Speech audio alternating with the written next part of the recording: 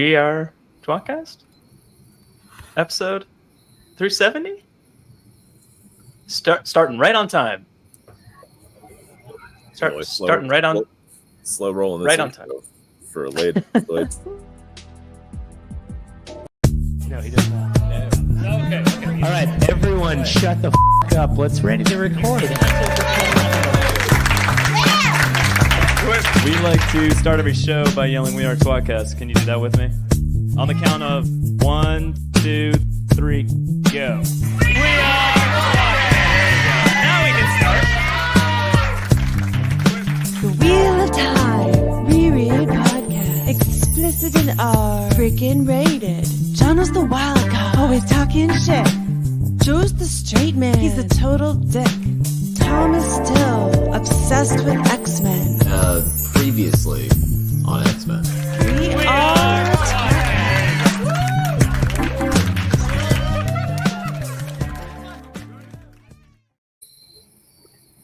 Hey! Hey! Reviewing tWoTcast, the Wheel of Time Reread Podcast. Now covering Season 2 of the Wheel of Time. A show that Tom loves from the bottom of his heart. From the bottom of his heart. Barely watched it. We watched it. With me, as always, is Jono. Jono! Hey, Jono. Hey, buddy. Hi, Yoey. Hi. Hey, boys. Thanks for your patience tonight. And I'm Joe, and Tom is frequently here, and against his better wishes, here tonight. Study your math. The one time we only have one episode to cover, and I'm like, oh, we can really dig into this, and instead we're starting late. And I'm like, I got like 40 minutes. Hey, I mean, that's about how long you have normally for each per episode, that is. So, I mean, like, yeah, it'll be about normal. I would expand. Yeah. No. Joe had said this 5 minutes ago, but he said that was too soon. Because you know what that time would have been? 9:69. 9/11. 9:69, I think. No, that works too. Yeah. So, This is kind of the 9/11 of episode so far. I mean, I think what's being seen is okay. What was happening behind the scenes, 2 milliseconds ago, not so much. okay, fair enough. Yeah, this. Yeah. Oh man, there's lots of people here. Like, they're patiently waiting. You guys, Agassi. Good day, people in Jono. Good people in Jono. Hello, everyone. Ayush. Wildman Wyatt's here. Hola, amigua. I think for a lot of people, it's more fun to be in the community. Oh, Drap's here. Hey, Drap. Actually, listen to us anyway. Yeah, I mean, Tyra's here. yeah. Half drunk. I guess you ran out of. Oh, he's talking about this comment. But we should be half drunk when we start. That is true. I was delayed, but I did have some drinks. Well, I may be a little over half drunk. I've had over half. 2 1/4 drinks. It doesn't take a lot to get me drunk these days. But okay. Yeah, your tolerance has gone way down. It's almost like you had a baby or something. Way down. Not me. All's good here. Hello. What? You know when your tolerance goes down, but it hasn't in your head. What the F is Tom's problem? Everything. We don't know. It's a great one. Shit. I saw that in the comments. That's a great comment. I did too. Get drunk on air. We are working on it, Tyra. Yeah. Oh, we do. Oh yeah, as Jono said, apparently. Yeah. Actually, we don't get fractionally as drunk as we did in the beginning. Like, could you imagine? Oh, I miss it. I do miss it. I think we probably. I do miss that but I mean, editing it was hell on earth. But getting bleary-eyed drunk with you and rambling about the Wheel of Time was like, I mean, it outweighs the other side of it. 10, 11 years ago, like by the end of the episode, we were like, fucking.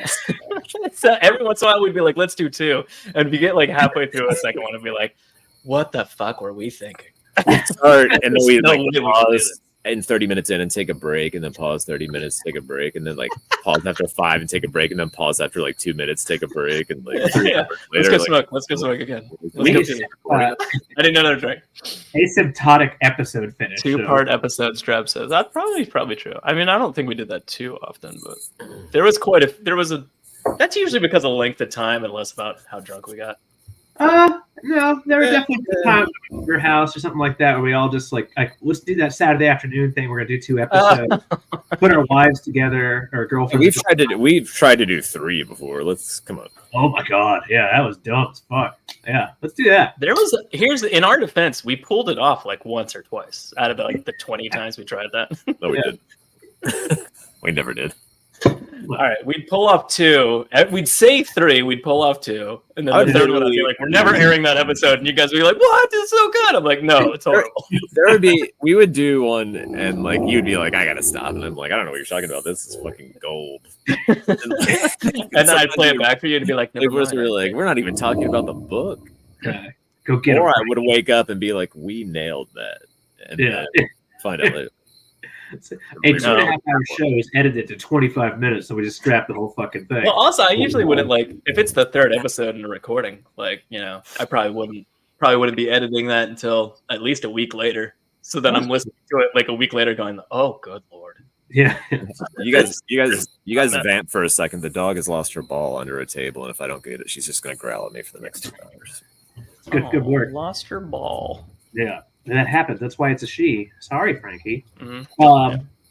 Well, Joe, how was your evening? Oh, I'm kidding. I don't care. You know what? It wasn't bad. Okay, that's good. You were late to the show. I suppose I could explain it. No.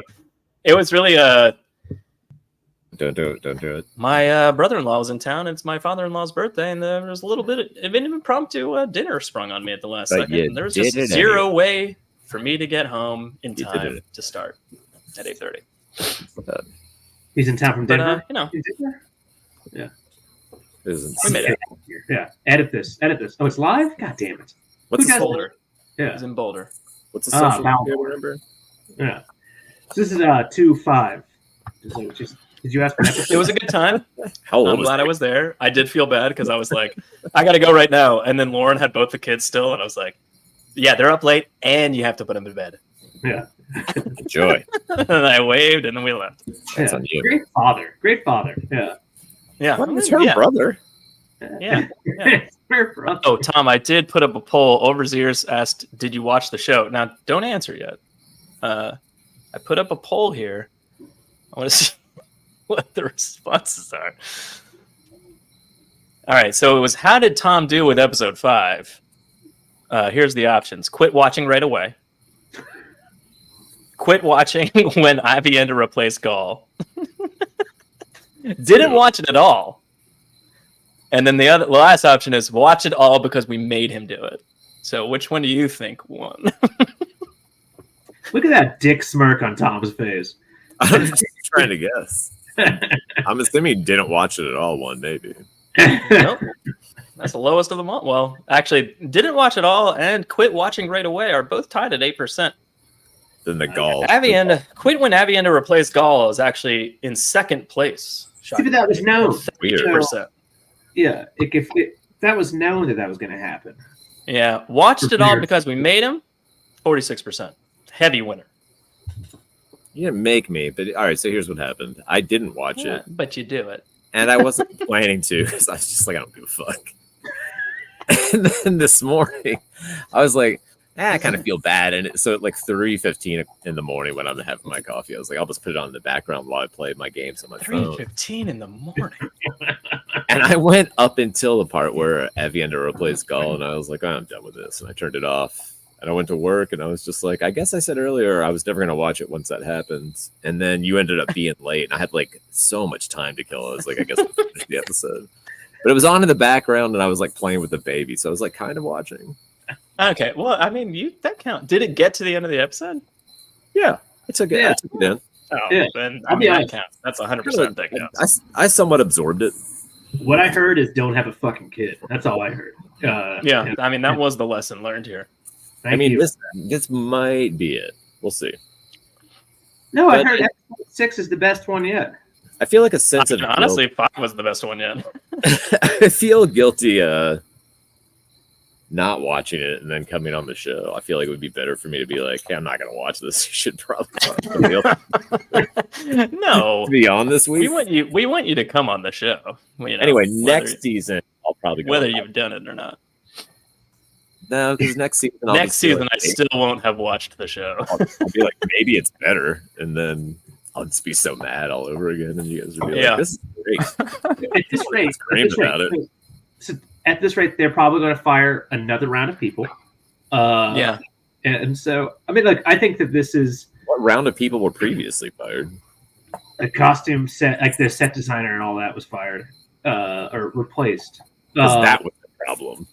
Yeah. It's like when Mike McCarthy. Did fired you watch Colin the Moore. same season I watched?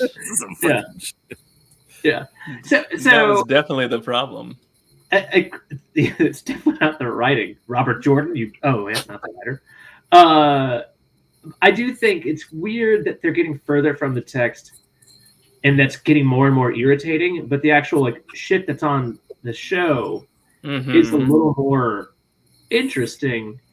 But every time, all I watch it. Is that happening just because it's like the end of the? Though there's still like, let's change. I mean, this. It's halfway. But I mean, like it's ramping up to the climax. You're like, oh, it's not that bad. You know what? That's like there should have been a rule in the room. It's like, I want to change something from the book, and then the rule should have been like, well, you need to have a good reason. And that clearly wasn't in place. It's like, I want to change this. And like, all right, do it. They should have had a checklist like off to the side in the whiteboard that just never gets erased, written in Sharpie. That's like, if you don't meet this criteria, then you can't change it. And it should just be like this long list of like, isn't important. Why are you changing it? And you have to justify all these things. And once you get to the bottom of that list, be like, all right, well. Things that bother me. Like, it's so weird to watch this show. Like, I need a reason. I sit there and I'm like, well, that's not what Loyal would do. That's not what, like that's not what this would do. And I'm like, all right, maybe that's not how I should be watching this shit. But then there are certain changes that happen that I don't care what fucking frame I'm watching from. Like if I'm trying to be like a host of a podcast for some fucking reason, or just like watching this, when they start changing the fucking like, who is the dragon versus Dragon Reborn nomenclature, I fucking paused it and just started yelling at my wife that don't blow up all my bitch. And she's like, well, what does this matter? I think that might be the number one thing that I fucking hate about the show. That might be the very tip-top thing that I'm like, why in the fuck can they not just say Dragon Reborn when they're talking about Rand and Dragon when they're talking about Lews Therin? It's so easy, and if they did it right, it would make sense in the fucking eyes of the audience. That's a good analogy for everything I hate about this entire fucking show. It's such a simple fucking thing, and I don't understand why they're doing it. It's the way they're doing it. I think I'm actually heating up. Like I feel my body like getting warm as like I like fucking reimagined. Like I probably spitting. I just watched it like 2 hours ago. A part where the lady walks in, she's like, "I'm Rima," and I'm like, "I'm Hal." It took Tom 3 installments. Like, I mean, what? Yeah. Why? Yeah, the whole point. That's not her name. That's not her name. Oh yeah, yeah. But why? I don't Did know. that have to happen? I don't know. Wes was a drunk. I mean, it's little details Sorry. that you don't need to change at all. You're just like, we're going to change the this. Brown side of Jono coming out hard. I mean, most of that we used to attribute that I used to Jono's map reading and his obsession over where everything was. This is aggressive deterrence from the book, like change for the book, not. Oh yeah, wait, Rima was her name. Yeah, it was Rima. Yeah, but they start every session. They're just like, what can we change? Or like everyone bring in a list of what you think needs to stay the same, and then I need everyone to give me ideas of how we can change it. Hey, before we go any further, I guess spoilers. I didn't know our small talk was going to go so quickly into let's talk about this episode. Well, we're now spoilers for the TV show and the books. We are a reread podcast, and we like to talk about the books as a That's whole. been there the whole time. That's so Yeah, hard. it's been there. I don't know how Jono does it so well. He's weirdly good at it, Tom. I don't know. Even when I realize I'm like, I'm going the wrong way, I go two. the other way, and I'm like, I can't. Yeah. Do it. This is our episode covering season 2, episode 5, Damani. Oh, the wheel of time. You don't have to. You can keep talking while that's on. It's on. It wasn't worth saying. Man, you got to be kidding me. You're done. The dog is back growling at me. Somehow I'm here, and like 20 feet away, she's dropping the ball for me to pick up and throw it to her. And it keeps going under the grill. They start every session with, how do we fuck up beloved characters? Oh, man. They never had one where they walked in and they were like, look, we're a little off track. Is there a way to get back on track? They're like, no, let's just keep going down the road we're on. I mean, see doesn't that it make sense? Just, we got all these plot lines going in this one direction. Way I off mean, in why the don't we just... distance? Let's do that. Yeah, why? Doesn't it make any sense? We're getting off track. I don't think they're off track. Hire 20 people. Oh my god. That's true, Jono. And let's talk about it. Here's the Sean Chan. Yeah. Falm is much more of a city than I. Yeah, I feel like Falm is like kind of larger than I would have expected, and then like cities like Carhian or Karian, as the show says, or like Tarvalin are not as big as I would have thought. Or at least the sets feel small. Like the alleyways seem tight, and they always seem like they're on back. Yeah, like $12 budget. It's coming in and getting a foothold, like basically what looks like a legitimate city with like an actual palace in the center of it, and like all of that is like. Well, Tarvalin looks different, big. Yeah. Okay. It doesn't look gigantic. Well, we've got this meeting with Suroth and Lord Turak, the dinosaur hunter. I got to tell you, this guy could never hunt a dinosaur. You don't think so? He's got raptor claws, Tom. That's the ridiculous statement I've ever heard. Look at him. I don't think he can pull it off. He's clearly been scarred by raptors. Unless those are dinosaur bones from dinosaurs he's killed. Don't you think that would make a lot of sense? Don't you think those are dinosaur bones? That's a Triceratops fan behind him. Dinosaur bones. Yeah. Yeah. I think that. I want to go back about 17 seconds because I think one of the things that's bothered me more. That's so funny. That's a thing, but the funny thing is the look on her face killed me. Oh yeah, I didn't get a shot of that. What were you gonna say, Jono? Manicure. I think what bothers me is the fact that like the map, like when I look at shit like Game of Thrones, not to just keep doing the facile comparison, like the fucking world. Everyone knows that there's you've got the map at the beginning of the show, and every fucking place actually has its point there, right? Like Winterfell is a freezing fucking place, right? Especially if you go even further north above the wall. King's Landing has this. Like the map has context; it's a character. The Wheel of Time map has fucking nothing, right? Like we know nothing about it. We know nothing about this world other than like, hey, this is west of Tarvalon. But like, it doesn't have any like. Why is it that Perrin's going to show up, or not Perrin? Leandrin and company are going to show up on Tommen Head, so presumably very close, especially if you look at a map, to where the fuck Falm is. It's a fucking like a tropical jungle. This looks weirdly desert-like almost, and also Perrin on one's mill. That was just a small oasis. He's in a forest. Yeah, Atuan's mill looks cold as shit too. These are spots that should be fairly close, maybe by 100 miles off a map. And like at least they have rib sails for her pleasure. That's good sailing. Good job. That is some basic continuity that you're really missing. That makes things fall apart, and that you don't even necessarily realize if you're not paying attention to it. Like, I didn't notice it until you pointed it out, but like, yeah, that makes a lot of sense. Really weird. It's just I thought that was weird. I think it throws people off, at least in the back of their head. You just feel like you're in so many different places. Yeah. yeah.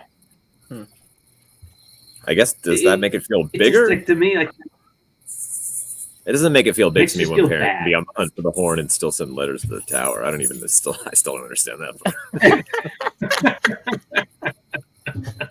I mean, there's references to how far away things are. Like, famous letter writer, Baron like, Ibera.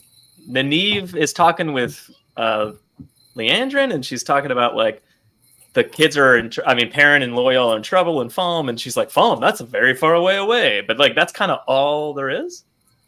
Yeah, that's it. And they just say that you're like, and when we see Dane born, we'll get to Dane later, but he's like, you're west of the Mountains of Mist. That's the first time that anyone's mentioned the Mountains of Mist, as far as I can remember, besides maybe in episode 1. It's like, what the fuck context does that mean? Like, that's not useful. Yeah. You can vocalize the geography without showing it if you really need to as well, and I don't feel like that's been done very well either. It's fucking irritating to me. And it was a joke, but like the letter writing makes everything feel very small. Owls can travel thousands of miles in like a day. They did bring up the three curses came up tonight too, which you know what? Oh my God. Can I get to something? I'm gonna skip way ahead. Can I get to something that like killed me? All right. I mean, I'm not gonna show a picture. I'll just wait. But freaking Cho Chang is a brown Aja. Was that Cho Chang for real? It's literally her. Yeah. At first I thought Asian Scottish girl. That's random. That's what are they trying to rip off Harry Potter? And then I looked it up and I was like, oh my God, it is the girl from Harry Potter. My niece. Oh, Violet's here. Oh, look, Violet scratched her face. Oh, got a little Violet. boo-boo. She What flew happened off here? a bike at 1,000 miles per hour down a hill. Happy early birthday, you did. Violet. Oh, Jono, so happy birthday. She can't hear you. I have a headphone in. Oh, yeah. Well, she would Nah, take so you can even talk to her. What's the point? Yeah, I mean, I'll take it there. out. All right. Hold on. All right. Can you hear him, baby? No. Hello, my beautiful niece. Oh. Oh. Hi, Violet. Hi. What are you doing? Going to bed? Aren't you supposed to be in bed? It's 9:37. No, not this time. Not this time? Hi. Yeah. I'm talking to you. You're talking. Oh, Oh, okay. Because In fairness, Violet, that's what little girls do a lot, and older girls too. Do you want to stay up all night and be on the show? Mm-hmm. Tom You do a does better job not get to hosting tell than you your that's father. okay. Uncle Tom said it's okay if you stay up all night. Make sure you tell your mom. Okay. Violet, what do you think about Okay. this guy with the blonde hair?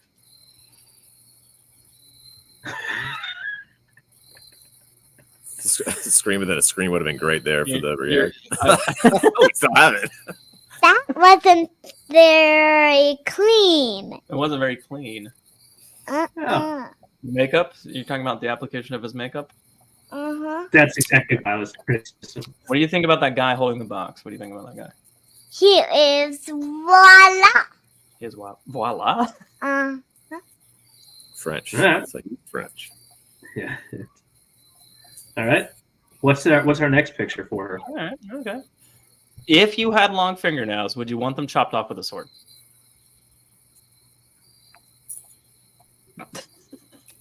I can barely understand what that No? picture is. No at all. response? Oh. All right, baby girl. I love you. Go to bed. Kiss. I'm talking. Second to me. Yeah. Mommy's painting my nails. Oh yeah, let's see. Yeah. That's the wrong way. There you go. So they got, Oh, Joe's abusing his kid on no, camera. she's got a million cuts from her bike accident. My Oh. goodness gracious. Yeah. More like scraptious. Anyway, let's get back to our show Okay. and make sure of everything. All right, we'll see you Saturday at your birthday party. Oh yeah, I'll be there. 10:30. Yeah. You guys showing up? Everyone here?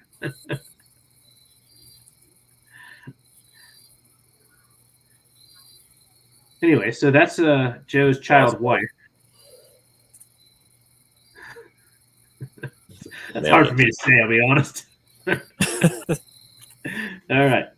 Anyway, back to the fucking show. I forgot what we were talking about. And after Turok scene, we get to this. Oh my god. It's a This one right here. solid rage point. So actually, let's go back to Turok scene because You can kind of see the saw, right? So Who cares? yeah, you can see the saw. Yeah. So Also this is annoying. one of the things that's interesting here is that yeah, that's fair. But what's interesting is Turok's voice, the other guy who is the voice of Turok, he sounds like such a fucking idiot. I cannot stand that guy talking. Also, that is like- off-putting because sometimes they don't show it on screen, and I'm just like, is my audio fucked up? Like, always put the guy on screen when it's happening. Always. And it sounds like he's got something so far up his ass and not in a good way. It's like, you will have to talk to him. Or it's just fucking bad. I don't know what that's like for people that don't know what's going on. They must be so confused. It's such a, I don't understand what this show is for. Is it for readers? Like for people who like fantasy? It's clearly not for readers. Well, I know that. But like I don't understand the whole fucking point. Like it's just like it's such a weird whiff. It's Yeah. Well, I think it's just like, oh, we have this popular property. It's a little PG. Let's make it more Game of Thronesy, and away we go. Let's not explain a damn thing. But what was interesting to me was that Turok mentioned that they were guided by the light to fight the shadow. We find out later on that that's if the fingernails fall into the 69, I'm all in on this. Perfectly.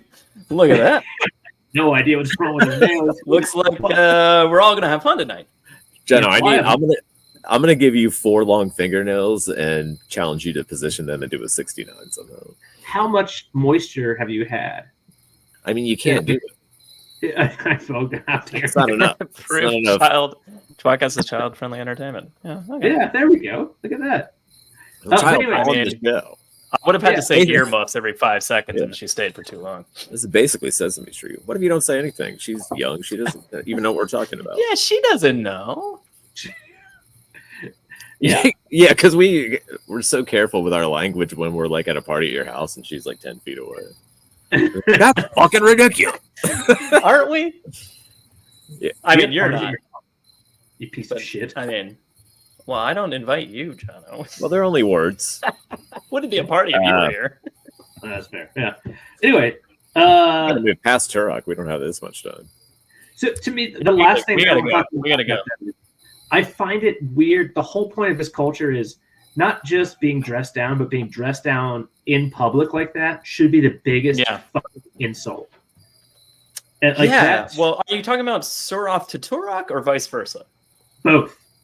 Like Oh, every okay. aspect of what happens is anathema. I feel to like that she fucking- treats it with a little bit of a serious weight to it. She's very upset. I mean, she mouths off to Ishamael later, like he's not a Forsaken. Like that's Yeah, crazy. we'll get to that shit later. Okay. Well, yeah, we'll get there. But I'm just saying her reaction is pretty visceral. I feel like Turok being like, "You insulted me," is a little less weighted. Yeah. But then she gets her fingernails cut off in front of 100 fucking people. Like, Yeah, that's- like again- including like low blood people that they showed. Yeah. You know. So yeah. Anyway, then Fane brings the Horn of Valier, and we're just gonna skip over that because why not? Turok's outside I among the common people a lot. The show is for the How does people that he go made to it. Interesting comment. Maybe The show is for me. Oh, Drab, did you make the show? or Drab. Like if Drab's enjoying the show, I'm happy for I mean, yeah, by all means. Like, that's another thing. Like, I know we've said this every episode, but I guess let's reiterate it tonight. If you like the show, that's awesome. Great. Yeah, I'm happy. I'm still torn on what I'm like. I Yeah. don't know what to do here because that was part of my thought process with like maybe I won't even watch it because I'm just like I know I say this every week, but like I don't want to be the guy that comes on every week and just like fuck this piece of shit Yeah. and just gets mad. My readerless wife will watch once all the shows dropped. That's interesting. So you're pretty My much wife is done. out of town. My wife likes watching it with me. She's read 1 and 2 though, so I mean, there's that.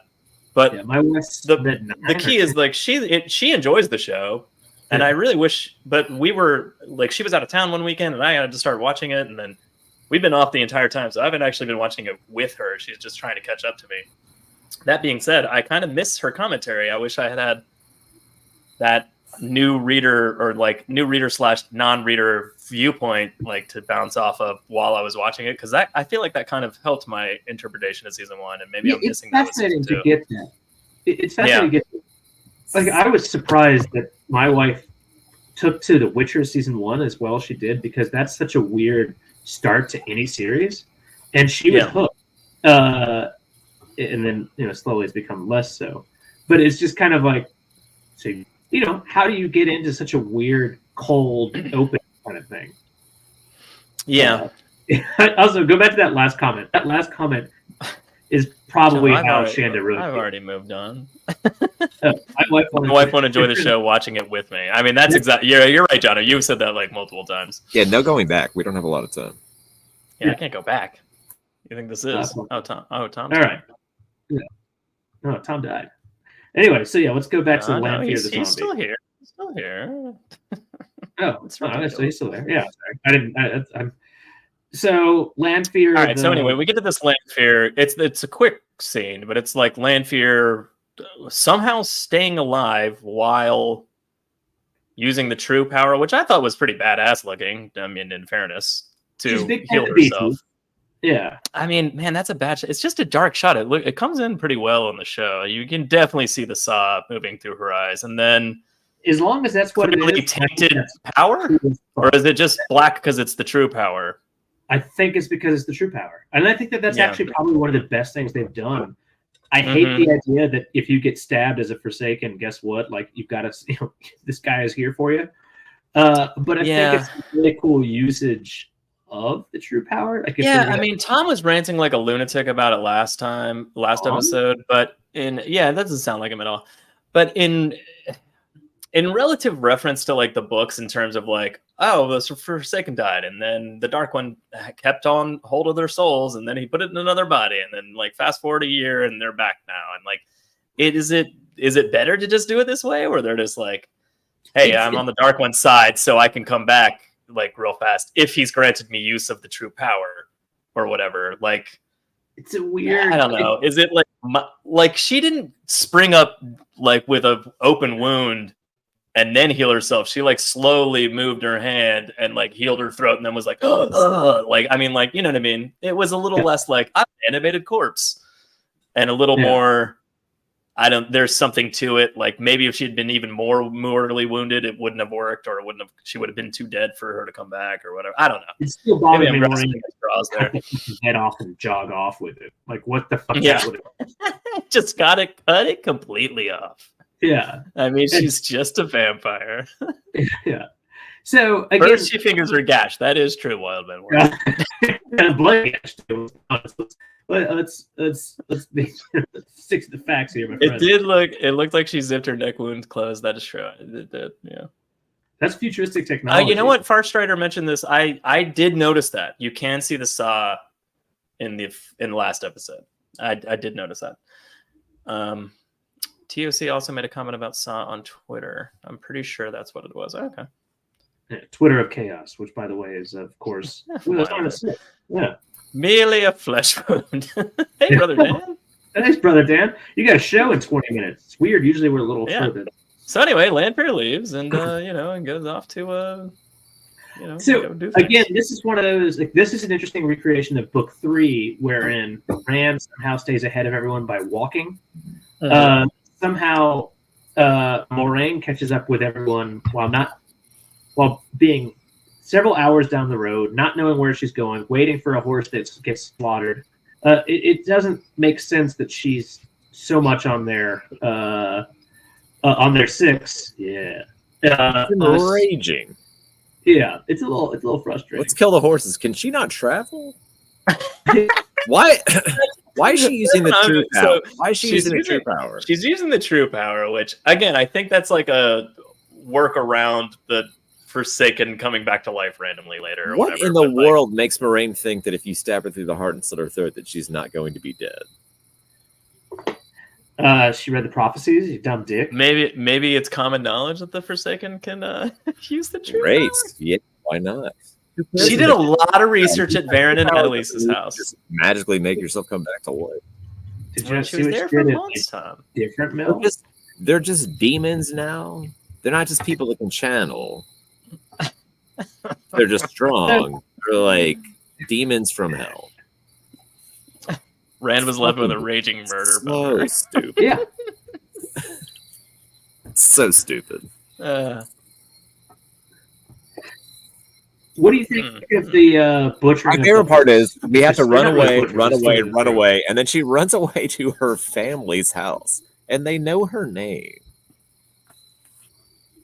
Where are you getting to? Not How can important. Lanfear Tom. not? Not important. Tom, they were clearly riding down horses towards Tar-Valon. Guess what? They hid in the bushes. God damn, man! It's not even good writing for changing the book. It's just fucking shit. All right, so here's a question. We're all based. So one, why the fuck isn't she channeling? Maybe because she's tracking them somehow physically, which is ridiculous. Then two, she's riding behind them on horseback, right? And she rides right past them, and they're hiding in the bushes. Now, correct me if I'm wrong, but even if she's shielded, Lanfear should be able to feel Moraine's presence as she rides by on the horse, right? I think Lanfear chases people on a horse. She did, and she had a whip lasso. I don't think Lanfear chases people on a horse. I mean, she definitely does. Oh, Moraine cuts a horse's throat. It's Morane's like, wildly "Holy shit, that's my diminishing." sword. By the way, Rand has let Moraine take his sword away from him Is that like supposed to be like two times. Is that supposed in to the be a big span of, moment like for us? 30 seconds? She's like, Moraine cut those horse's throat. Holy shit! Like, are we I supposed don't to? think it's supposed to be a big moment, but I think you're supposed to be like, "Oh shit, that's ruthless," you know?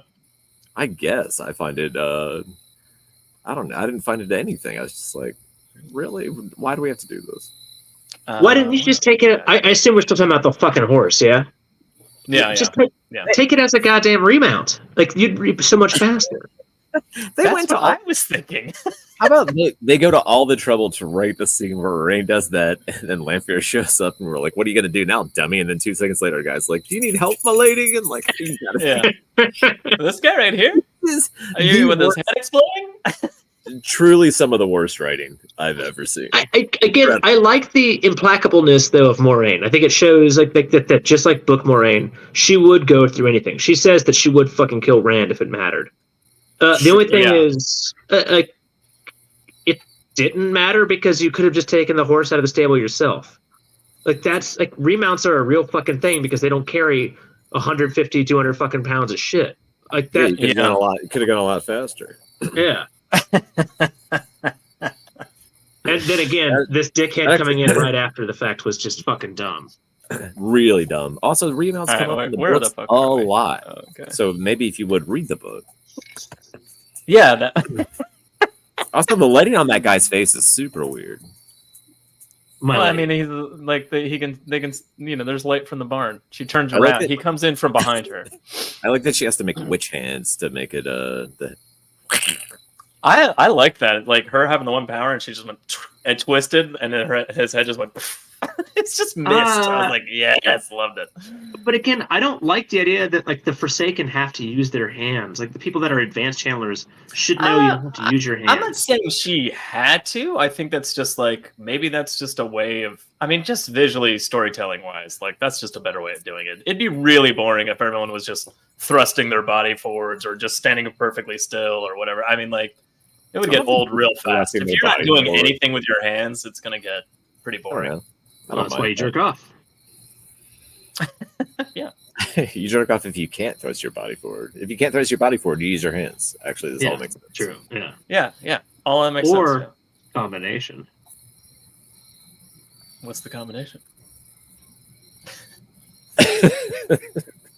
Jono needs a full body experience when it's mastered. It's easier to understand that these Forsaken are baddies and are really hard to kill. Probably will be explained. You didn't get all the info in the first 2 books. Why would you on the show? These are good points, Farstrider. Are they? Yeah, it is. Again, I feel like everyone's twisting themselves into pretzels to try to explain. No. I mean, like, she's not wrong, right? Other than like the weird death, like Balefire, like to her point, who dies in the first fucking books, right? Ishamael comes fucking back. Agenor comes back. Belthamel comes back. Balfired fucks off for the entire series. But I don't think So- the so corpses that's the first reanimate on the spot when they're killed. That's So again, that's true. should they be fighting all the Forsaken in the future and stab them all and they're dead? They're like, we have to keep running because they're gonna come back to life. They're zombies. It's fucking dumb. You don't remember that part of the Drago book? said she does not know the location or has the destination to travel, and that's true. Yes. Fair. I was thinking about that. They really played fast and loose with that rule as the books go on. They're like, we've been here for 5 minutes. I learned the location. Let's go. And like are you anything accusing that Robert Jordan of having issues with his fucking writing? No, I think that Brandon people in Sanderson art- bent the rules for Angel, and then it became convoluted and difficult to understand. well, but also, people in our time discover like, oh, but I can go short distances, or I can do this, or X, Yeah, Y, Z. yeah, and yeah. also that's a restriction that's placed on people of our from our time. Like we see a Shamil, Samael, Lanfear did call all her a of clever them, like girl. go as they want. So Lanfear could go into the world of dreams and come out wherever the fuck she feels like. Like none of that's a good argument. But she wouldn't know where to go. Uh-huh. I would think that too. Anyway, well, Except let's you could cover a lot of ground and just find them. Yeah, wouldn't she? I mean, no. All right.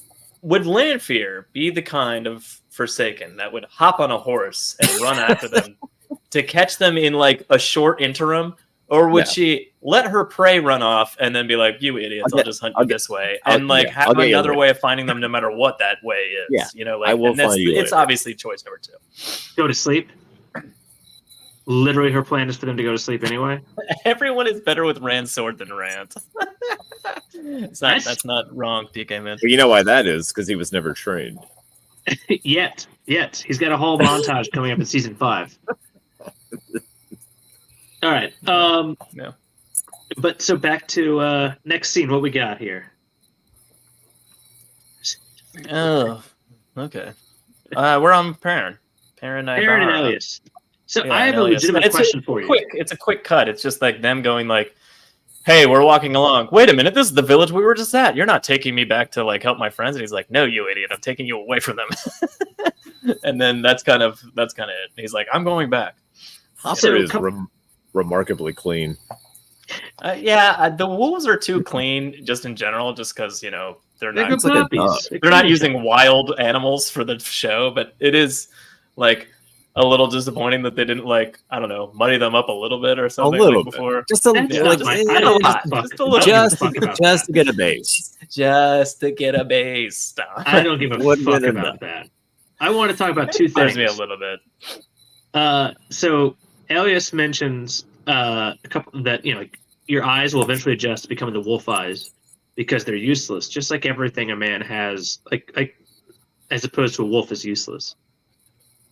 Does Elias think his penis is useless? Is that that's really all I could think of? Is Everything that was given wolf to a has man was the wolf, useless. the wolf has a lipstick dick, and the Yeah, man he's has a just- regular. Well, I mean, we all know that just like the golden eyes, Elias will eventually have a wolf dick, and he probably already does. And Perrin will definitely have a wolf dick. I would be fascinated by what that change looks like. slowly grows a wolf dick, and it's just like with the visions, except you can just slowly smell pussy.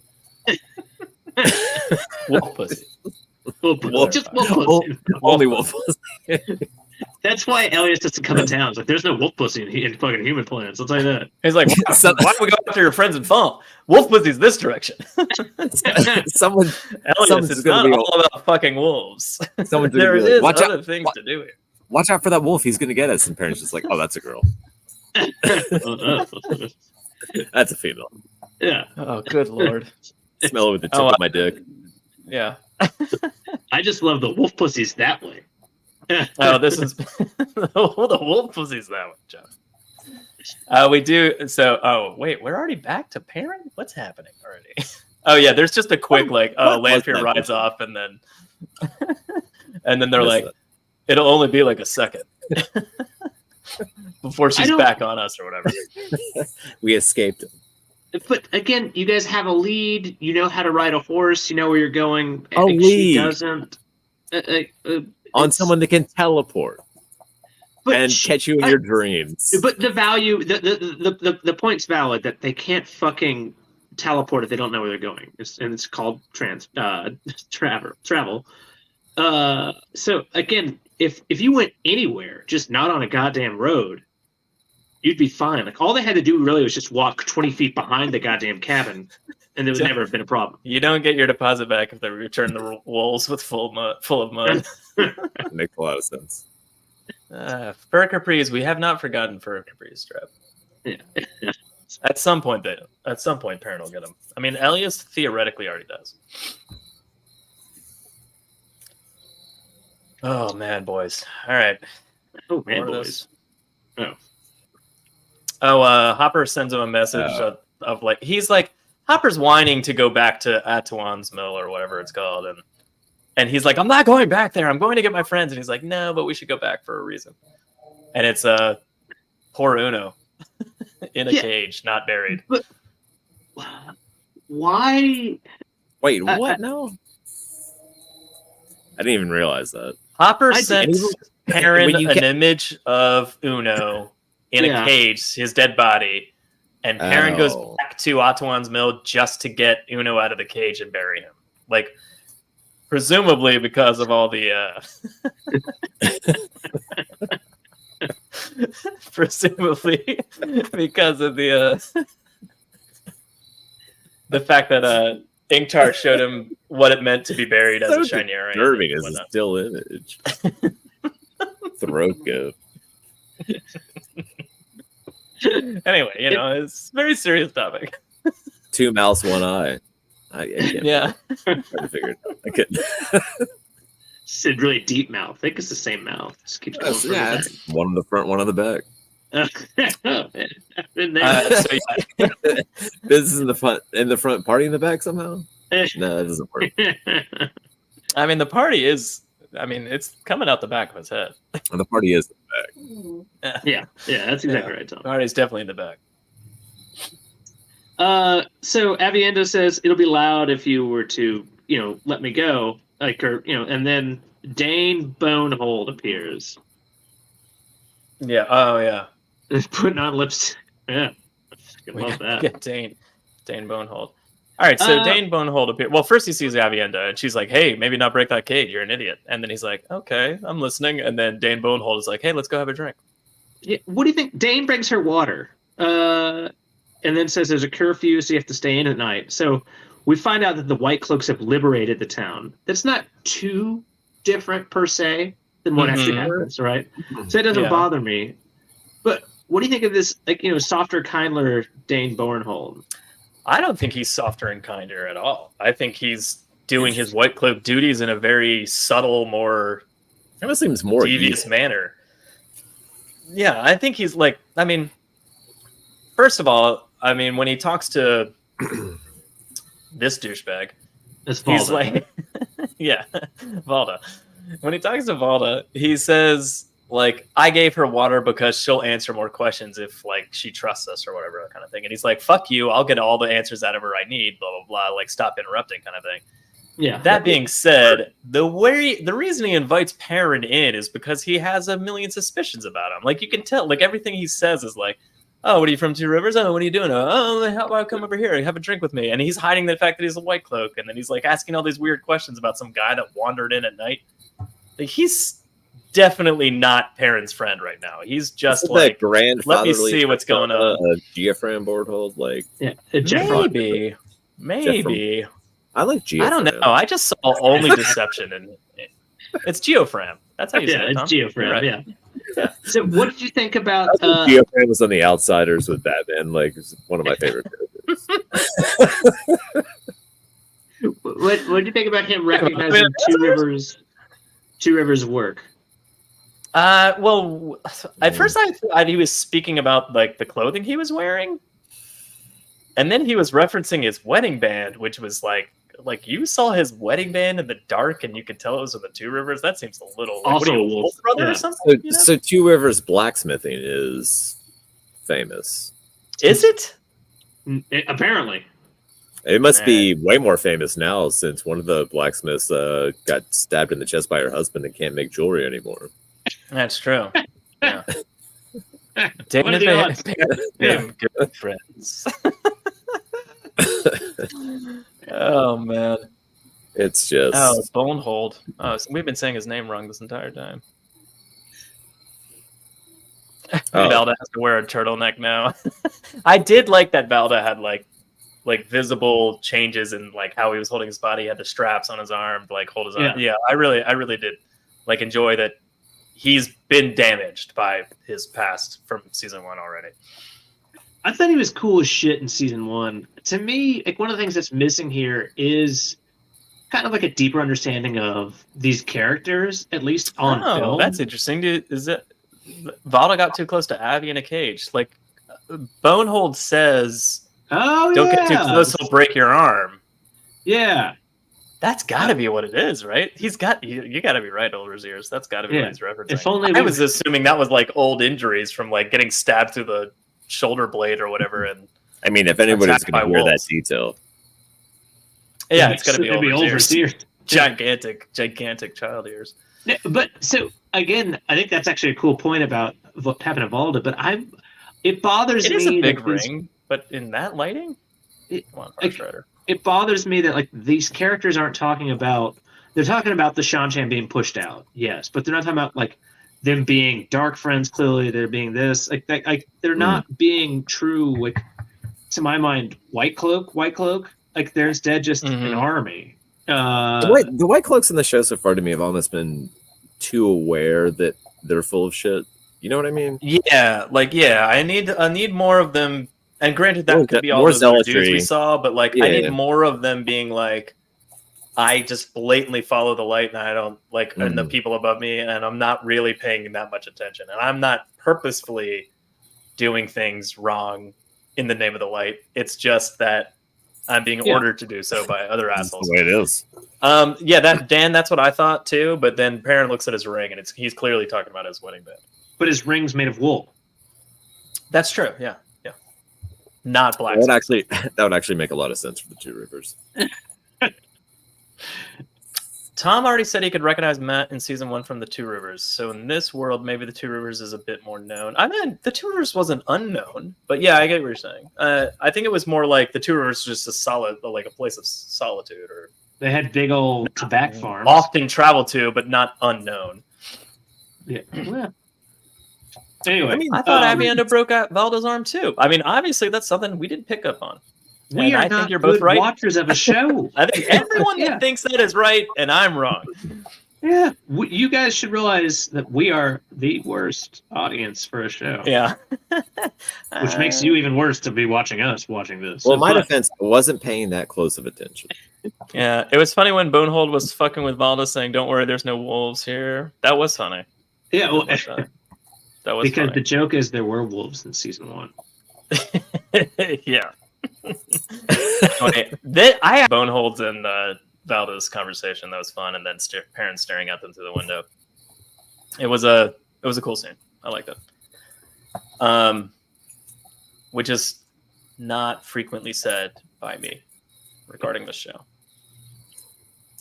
I think that's the right character for Moraine. Oh, for sure, I agree. I'm good with it. Yeah. Yeah, me too. Yeah, absolutely. And then she seals her mouth shut. There will be no blowjobs for that guy, whoever it is that's trying to root around in her. I mean, there may be really a man really had to work around that. I mean, what's she gonna do? Go back to you realize you were wrong. You're like, nope, I can fix this. Presumably, the dude that showed up to her stable in the middle of the fucking night was probably her husband. Oh my god, he's dead. She wiped out a whole family. She wasn't gonna be mouthing that dick anyway, so fuck it. Yeah. All right, it's not a lot going on there. Quick cut with Varen reaches the White Tower, which, by the way, all of these scenes I loved. They were great. Yeah, I didn't hate this. Like, I think that we're making progress as far as like how I want these characters to be the like problem is portrayed. I do feel like they're a little too like gossipy. Let's have a new glass of fucking whiskey. No, that's ridiculous, Jono. Come on. It doesn't seem like what I would expect a 150-year-old woman or older to respond like. Yeah, I will say if I was like 150, 200 years old, I wouldn't be mincing words with anybody anymore. I don't have the time. Well, also, I mean, like, would you really like presumably those women like to drink. they're full Aes Sedai. They're brown Aja. It's not like they're accepted and they have to like hang out or novices. What else and they would can't you leave the do? tower. Like once every 20 Like, years, a guy can channel wouldn't- otherwise. First of all, I love hang the out, idea that the get brown mad, Aja likes to drink and read books. Like that's fantastic. Second of all, just in general, love that. But like, what? If you're X amount old and you're brown Aja, like what, or just anybody, any Aes Sedai, wouldn't you just have like, I mean, and you like to drink, wouldn't you just have like racks? Like, it's 50 years old now. It's time to open this one. You know what I mean? You Like, just buy what? like, and these guys are independently wealthy, right? Like if they get a stipend from the tower, etc. You don't So have you to be think you wealthy. just- You're Aes Sedai, you turn 40, Yeah, you you buy get a from bunch of the- like- wine, you wait 100 years, you're like, this is delicious. Yeah, so you just fucking buy a whole bunch. Like this is my 20-year anniversary of being Aes Sedai. Just put it on the Yeah, fucking wall and you wait You for get a it. bunch of Josh wine, put it on the rack. But also, if you're It hungover, aged really well. you get healed by a fucking sister and you're good to go. Get blasted again. That'd be incredible. Tom's dick got so hard right then. He's like, You wait could a minute, drink I can live 40 forever. Bloody and Marys drink? in the morning, get healed at noon, and just be like, let's go out. Hey, I'll see you boys at the Derby. every day is Sunday brunch. Incredible. So anyway, Every Varen hour drinks is with Sunday. her brown Aja friends, who, by the way, I mean, if you're following along with tWoTcast for any length of time, we've made jokes about this being Hogwarts, like, Yeah. I don't know, for an eternity. Once or And then twice. Cho Chang is literally in the tower as an Aes Sedai. And I could not have loved it more. I remember when she was cast, I was like, well, that's exciting. I didn't know where she was going to be, and here she is. I mean, yeah, like I vaguely recall her being cast as well, but like I guess I don't remember it well enough to be like, oh yeah, you know, like so I was still sort of surprised when she came up. But man, that was the fucking best. So, The next Ways is with the Mimi Ways. Abbott. I still think the And, Ways look like shit. Oh yeah, I guess they kind of do. It doesn't The Ways- bother me though. It does bother me. What do you? Yeah, I guess so. What are you It looks expecting, like they've got a block, like a whole bunch of blocks of onyx that they're just putting together, and like, congratulations, enjoy walking through this puzzle maze. Like that's it. Like it's uninspired to me. But I guess points for continuity from last season. Yeah, I wonder if that's one of the sets they had to rebuild, and they're like, "Son of a bitch." that was it. That looked like it took 12 make minutes. this again. Yeah. Yeah. But anyway, so yeah, like you said, it's the girls Leandrin, and Nynaeve's like, well, you broke the 3 O's. Yeah. And so there's some interesting things here. Like, first off, she's like, that's not the only O's I've broken. So like, okay, well, obviously you're saying, yes, I am Blackishaw. Or at least I found out how to break Yeah, the well, O's. that was like you didn't even like tiptoe around that a little. There should be so Like, much talk more about being overly that. confident in your like, I don't know, the fact that your plan is going to go off without a hitch, and like you'll never see Nynaeve again. Yeah, you're walking away and just getting quiet. But like, to me, like, this is one of those pieces that should be extremely like, giant inhalation of because like it's massively important to find out that the Blackishaw exists, not unsurprising, and she's one of them, and like all the like repercussions therein. Because even Yeah. Cho Chang, as we find out later on, has a huge issue with the idea that the Blackishaw exists, and yet here it is to Nynaeve, like, yeah, whatever, man. Yeah. They Iceman slide their wine rack and rotate the bottles with their waves. People have so much better. Doesn't make ideas any than we do. sense, Trav. You wouldn't roll How- bottles down an Iceman slide. It's madness. Yes, you would. Just slowly. You keep it. You keep it cool. You keep it rotating. I think. It makes Oh, is there sense. like little Yeah. places for the bottles to be held? Oh, okay. All right. I'm following you. Yeah, he's not an Okay. idiot. I like it. Trav's making I a like good it. fucking point, man. Yeah, okay. All right. Well, I mean, an Iceman slide is typically you're sliding pretty fast. But in this case, it's a gentle slope. I remember laying down this Talking about wine. a long time ago. Cho Chang was a Ravenclaw as well, so the library definitely suits her. That's pretty funny. I didn't think of that. Typecast again. But anyway, so it's just it's a The ways weird look like reveal. shit in the books too, Jono. Obviously. I guess. They don't. How really do you make- show complete darkness? That's an excellent question. It's not the darkness issue. It's the fact that like there's just weird blocks of like, I don't know. To me, it doesn't work. It wasn't complete darkness, though. I mean, it was, but I mean, like within the lantern, like the circle of lantern light that you would have had to bring with you along the ways, there was like, I guess that's the point. They could have made it a lot easier, and you wouldn't have seen anything, and it would just be a black room with a dome of light, and just be like, "This is all we can see." But the issue, I guess that's was pretty like, boring for TV show, though. I don't Like know. that Elton John song, "Circle of Lantern." It's not that hard or not that boring. Joe, did you watch Ahsoka this week? Yeah. So why not just do where her and Anakin were, but like... Oh, you mean the world between worlds? Yeah. How hard is that? Because there's not a glowing pathway in the ways. It would just be literally... Yeah, but you can have a gray rocky pathway with eerie lighting. Like, it's literally yeah, that's true. Yeah. Not but that what's hard. wrong? I mean, but is the pillar literally just scenario watched really it. that much worse, though? Like, is that bad? Like, Yes, the way they... Yeah, I thought it was okay. bad. I thought it was bad. Perhaps it's even- crumbling I can't- emo stone. I honestly can't imagine quibbling about how the ways look compared with everything else that's going on. I mean, yeah. All right. So the last The Ways thing was a modular system they could rearrange. I do remember that from season 1, back behind the scenes kind of stuff. So one of the things that I do find interesting here is that 1,000 years ago, a great king made the Aes Sedai square. Yeah, yeah. So I forget, because the three oaths came at different times. I forget what. Obviously, the Great King is Archer Hawkwing, right? But and what Is happened it with- obvious? It's obvious to non-book readers how that's which that's is how fine. obvious it is, Tom. I don't know.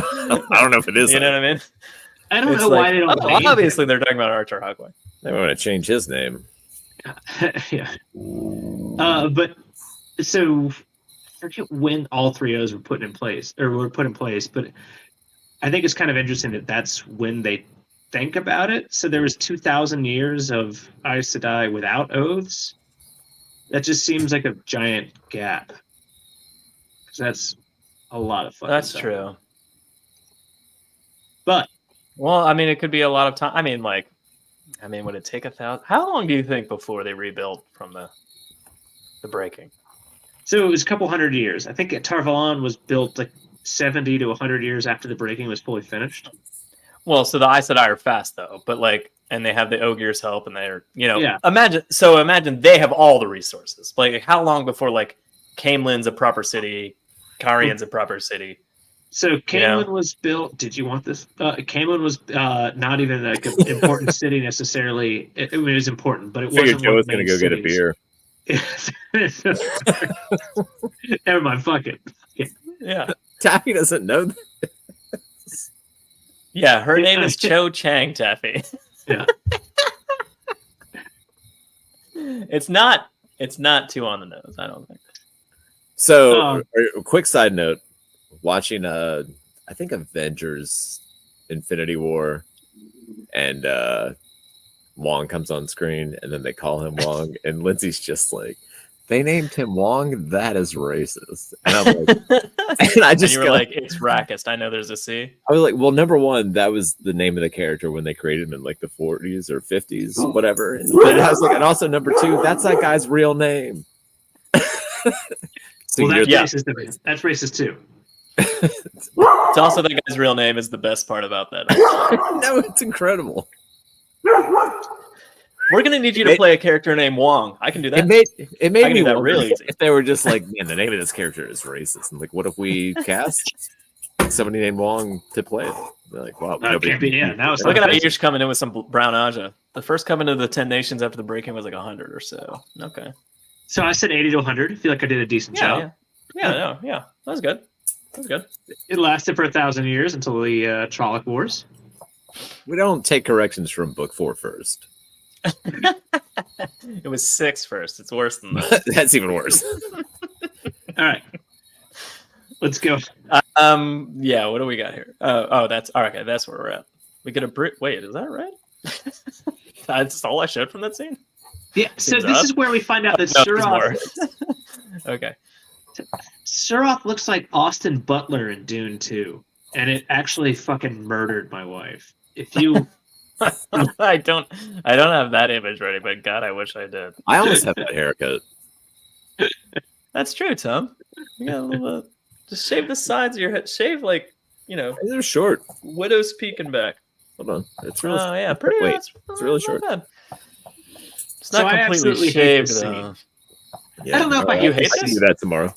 I think I hate a few things, and I'm fat. The rest I assume are it from the Dark Prophecy, which I'm actually okay with now. I think of it. So I hate the fact that she goes rogue and starts yelling to angry as fuck with fucking Ishamael? Forsaken. Yeah, Yeah, I wonder if she knows who Is he she aware? is versus she like. calls him Chosen. She does. Yeah, you're right. She does. She calls him Chosen, and like everything should be off the fucking board after that. And I forget who said it last week that like Ishamael doesn't scare me, which sounds like something that Christopher Walken would have said. Like Ishamael doesn't scare me. It's an but, excuse like, to do that impression. She can play Shiva in Mortal Kombat. Yeah, but like I don't. He's really Or Austin Butler could. Wildman Wyatt. Just saying. Who knew, right? Fresh off the Shannara, the worst version of all the.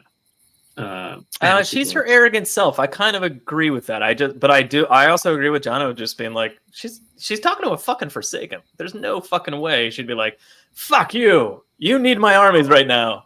That being said, he does put her in her place rather quickly. However, he would also just be dead. Like, Yeah. you don't. That's That's the how thing. it works. you become less useful for me. You're a dime a dozen to this Or guy. tortured. Tortured, just like he's done to so many fucking people, and Yeah. just like get in your fucking place, you goddamn rat. Also, Wow. I think that's what I would expect here, because we've never seen Ishamael do anything. Like he's kind of like creepy, but we've never seen him react negatively whatsoever. I mean, the regional cut, manager of the Dark Friends can't have backsass from just random Dark Friend. That's not going to work. Got to get rid of him. I agree, and I mean we actually were sort of talking about this with Taffy Bennington, but I just don't feel afraid of Ishmael yet, and I'm not afraid anymore. I'm not afraid anymore. I think he's getting scarier, and I think it's like leading to a point where he's going to be like, "Fuck all of you," and just do something crazy. But like, To be fair, and maybe that's it. And maybe when that happens, I'll be like, "Proper build up. That was amazing. I loved it." But were you ever really afraid of him in the book? Yes, dude, there is nothing weirder than that scene with the broken rat backs. book one, Balsamon. But I mean, again, that wasn't Ishmael. I don't. Well, it is. Yeah, I always assumed they would beat him in book one, and then he was like coming back for 2 and 3, and I'm like, all right, dude. But I don't know. I'm more afraid of like the Darkhounds and the Trollocs and the Fades. And all right, Moradin, which is, by the way, spoiler, Ishamael becomes very scary. Yeah, when he's Okay, got the those fucking creepy ass like. But even then, he never he doesn't want to kill Rand. He has a different. But that's not. It's not the killing of Rand that's the issue. It's the fact that he fucking tortures. Back up. It's not that I'm afraid of him. It's that no one else is that should be in the show. Yeah. / like the way they are in the books. So it's not There like is. I'm waiting for me to be afraid of him. I'm waiting for the other people in the show to be like, oh fuck, like, oh, he's in the room. Oh shit, like kind of thing. Like that's what I'm waiting. Remember for. Howl Goad? Howl Goad in book one. Howl Goad in book one thinks he's realized like the fucking like the plane of eternity. The toad-faced boy? No, Howl Goad, who's there with Hake Rape at the beginning. And then like he's right on the cusp of what he thinks is Nirvana, and he gets his fucking soul melted instead. That to me is what Ishamael is all about. Is up, not quite, and then it'll fucking just melt you out. He doesn't give a shit. Mm-hmm. But Ishamael on this show runs a Trolloc baby nursery. Yeah, That's very good paternal instinct. That's all right. They're not so scary. Yeah. Come here, little girl. Let's be friends. She did tell Turok, "You may be wrong. She's not the smartest of dark friends." That's true. Yeah. Okay. All right. So, and then there's an interesting thing here from the Dark Prophecies. He wasn't scary really until Moradin. Okay. There's an interesting thing here from the Dark Prophecies that says Even then, the last battle more than he is like a terrifying villain. Balzamon's face made read the series. I assume you're talking about the spine of the book of book 3, because I agree. That's awesome. Yeah. Actually, he And got Nicolas I Cage love confused that. with Balsamon from book 1. Yeah. Understandable issue. But so the last thing that I find fascinating about this is that the last battle will be won here over in the skies of Falm. Okay, yeah. So I think that's a really that jives kind of well with the idea that the dark prophecies that we've been seeing, why it's bringing everyone here, and it builds up what the fuck supposedly is going to happen here. I assume at the end of season 2. So it makes me I think so. And excited here's the for thing. it. I don't disagree even with what he's saying, even as a book reader, because I'm like, so one of the things he says in that moment is, and Rand will be with us. Like the Dragon Reborn will be with us in that moment. Like as in like that's going to be the end, is him being broken. He even asks Lanfear, he's like, what do you think will happen when Rand sees his friends lost or something? He says something like that. But and she's like, it'll break him, kind of thing. And I think that's going to be a really cool end battle if like he doesn't break and then fights back, which is going to be, theoretically the end of the season. But him thinking that if I break Rand this soon, that Falm will be the end is logical, even to a book reader, I think. So that didn't bother me so much, Yeah, no, I liked it. Yeah. Weird. We liked something. Okay. Yeah. Noted. So, Noted. All right. Well, that's it for this week. I just didn't care. We get Perrin frees Avienda, which You mean Aviengol? Aviengol. It's the most conflicted I've ever felt in my entire life. Yeah, because it's awesome at the same time. You're like, it's not fucking Gaul. Yeah. I'm Yeah. like at a 40 on a scale of 1 to 10 with rage, and at the same time, I'm like, man, Aviend is awesome. I do love when he steps in front of her and kind of has his hand out, and she's like, "No, dummy." Yeah. It just laughs at him. He's like, "Step back," and she's like, "You silly boy." It's fantastic. So, my first thought is this: one of the things that I love about the Gaul scene is when Perrin lowers that cage all by himself, and Gaul looks at him and goes, "It took 3 or 4 to raise me." So there was none of that, and I mean, like she could say it later, but she didn't even say it later when they're talking. Yeah, and exactly, and as Tom was just saying, when Gaul comes out, like he flips up onto the top of the cage. Granted, am I expecting that? Not necessarily, but like a little bit more of like, all right, let's get ready to fight. Kind of thing. Like would have been nice. I get what you're saying. I think that's one of the coolest things. Like, but the fight itself, and I think Dane looks pretty badass. On the other hand, he really doesn't do shit until it's the one-on-one. By the way, I mean, this is a weird aside that has been bothering me since this show started, is that Perrin doesn't have a hammer or an axe with a spike on it. And every time he gets in a fight, I'm like, and someone even has anything remotely resembling an axe, I'm like, oh, he's going to pick that axe up, and that's going to be the axe. And like, Dane is like flaunting an axe, and granted, it is not a spike on one side, and I get that. But I'm just like, well, it's the show. Maybe it's going to change. Maybe that's not fair enough. I was like, but surely after this fight, and the wolves have been introduced, and there's like a whole thing going on, surely he's going to pick up that axe and keep running with it. And then when they run away, he's not holding a single weapon, and nor is Avienda. Granted, they mostly had swords, so that makes sense. But like, God damn it, give him a fucking axe already. All right, so let's do this one at a time. No interruptions. What the fuck? All right, Tom, go. Your thoughts on the fight? Like on what I saw? Yeah, just like visually, what do you think? It was awesome. All right, well, it's awesome. Tom, I mean Joe. Yeah. I really liked it. I think it was a little less intense than it could have been based on that open to season 1, episode 7 or 8 or whatever, whichever one we saw Rand's mommy kill a bunch of people. That was amazing. It's weird. But yeah, it's his Rand's mommy. It's Rand's mommy.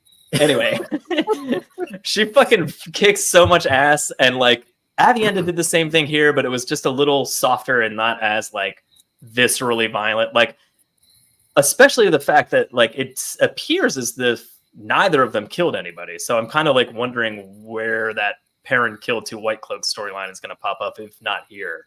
Somebody, somebody must have died in that fight. Maybe. I don't know. I don't know. It didn't really look. It looked like they were fighting them in a PG movie. Like there was like bam pow and no blood. I want to circle back with an opinion that I didn't have before you talked, Joe. But when you said "mommy" and Jono said it was weird, I agree with that. I didn't say my mommy. I said Rand's mommy. It's so weird. My only thought is, I thought it was a cool fight, but it did feel a little, like you said, a little PG, a little boom pow, and I didn't like. It didn't. Just Avienda should have killed at least one of them. Like maybe didn't she only kill a few of them? I thought I rewound to see if she had grabbed a sword because I thought she killed somebody with a sword. No, she doesn't. She picks up something, but it's not a sword, and she just blocks with it and throws it down like 2 seconds later. And it looks like it's like an axe or a stick or something. Like she doesn't have a sword in her hand. So what does to me like come out to what I is like it seems like the fight like there's not quite the choreography going. Like it's not like there's like 3 to 4 moves as opposed to like 7 or 8 for most of the pieces, like where you kind of like it switches too quickly for me because I want to see the fighting. I want to see her fucking kicking ass because she's Avienda. She's fucking awesome. But I feel like we were all watching the same thing. I enjoyed it. Good enough, and I was happy that Perrin. Well, I think I'm happy. We'll see what happens. Actually, spared. Dane's I like that too. That didn't bother me at all either. Like when she has him on the ground and he's like, "Wait," and she's like, "What the fuck?" And he's like, "He gave you water, and also, shade. Let's not murder somebody for no reason." You know, kind of thing. I actually sort of like that. And even then, he's in the rage of like wolf mode, so he has the golden eyes going right now. Even though it doesn't look like he killed anybody, but still, anyway, we'll table the fact that maybe one of them died or not. Who knows? Anyway, but he's looking down at them, and Dane even says like, "What are you?" And he's like, and he just like it completely ignores him and says like, "Let's let him go." Blah blah blah. Yeah, and then he's like, "I'm Batman."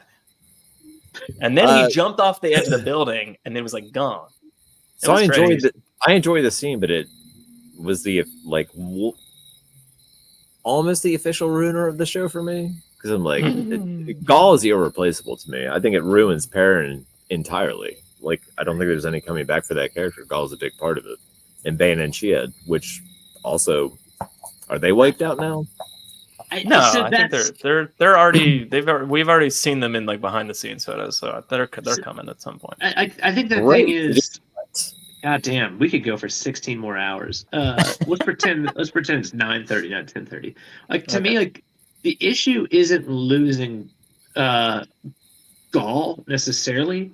It's a major character. Well, hold on. But if you lose Gaul, what does that do for the Book 4 stuff in Emmons Field, the Bane and Chiad stuff? What Bane and Chiad represent for Fail? And even though I fucking hate that bitch, and like what it represents for like all these things, like the amount of just spin-off from just losing presumably one character. A major massive. You can lose Huron. You can't lose Gaul. Commissioner Smack said she killed someone with a sword without ever touching the sword. I feel like she did like grab someone's hand and either put the weapon back towards them or something. I mean, there was a lot of fight. A lot of fast fighting going on. That wouldn't fly. I don't know. Taffy said she crushed that dude's throat with her badge when she was dislocating his arm. That's true. Just crushed his head. Yeah, do those kegels. Good for her. Yeah. By the way, Taffy said she saw the sword kill. I'll have to look at that. Okay, I rewound it. It's 9:30 here. It's all good. All right. Thanks, DK. It's only 7:30. Oh, look at that. We got done it. We got plenty of time. We started an hour early. Oh, fantastic. I tell you what. Tom's going to leave in 6 minutes. No, he's not. He's going to wait 16. I'll wait 11 minutes. I'm going to go 16. 11 minutes. Oh, we got 11 minutes of Tom. All right, moving on. So we're back in Carian. Rand and Moraine. It's basically just like, well, you can keep us awake, Oh, we didn't really touch on this, Jono, but she does say he does say like, "Tell me the truth. What's going on?" And she's like, "We didn't kill the Dark One. We let out Ishmael, the like His lieutenant. his lieutenant." Lieutenant.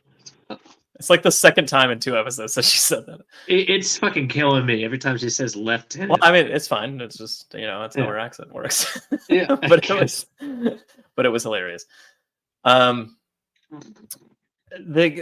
guess the key is that Rand's like, "Hey, you can keep us awake with the one power," and she's like, "Yeah, not really. can't really do that. Sorry."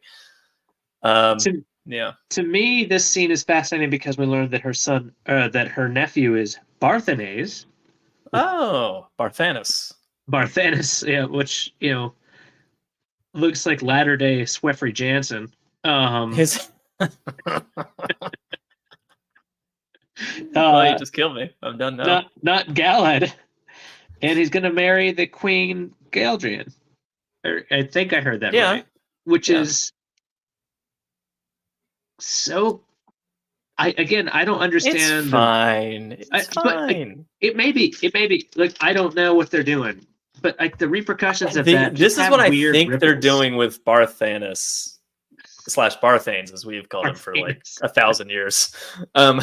Yeah. I think they're gonna end up at like his manor house that crouches like a toad. I don't know if you know that, but there's also a waygate there, and that's how they're gonna get to Foam. That's kind of. I think we're not going to get Black Wind stopping them at the waygate, and they're going to go to Barthane's house and then go through the waygate to Foam. That's that's what I think's happening. I hope so. And theoretically, Matt will be with them. There's a lot going on that I don't understand. I don't know. There's a lot. Right. Yeah, there's a lot of who knows what's going on there. Barthanes is a total flop. He is, poor Sweffrey. But yeah, he looks like just the douchiest fuck. Tom has to go feed the crickets. I mean, someone's gotta. Yeah, that is definitely it. Tom's crickets are my favorite. Jono pronounced it barf mayonnaise. That's called cum. I call it barf mayonnaise. Why is Barthanes acting like a kid given a lollipop? It's a ruse. He's a dark friend. Ayush, obviously.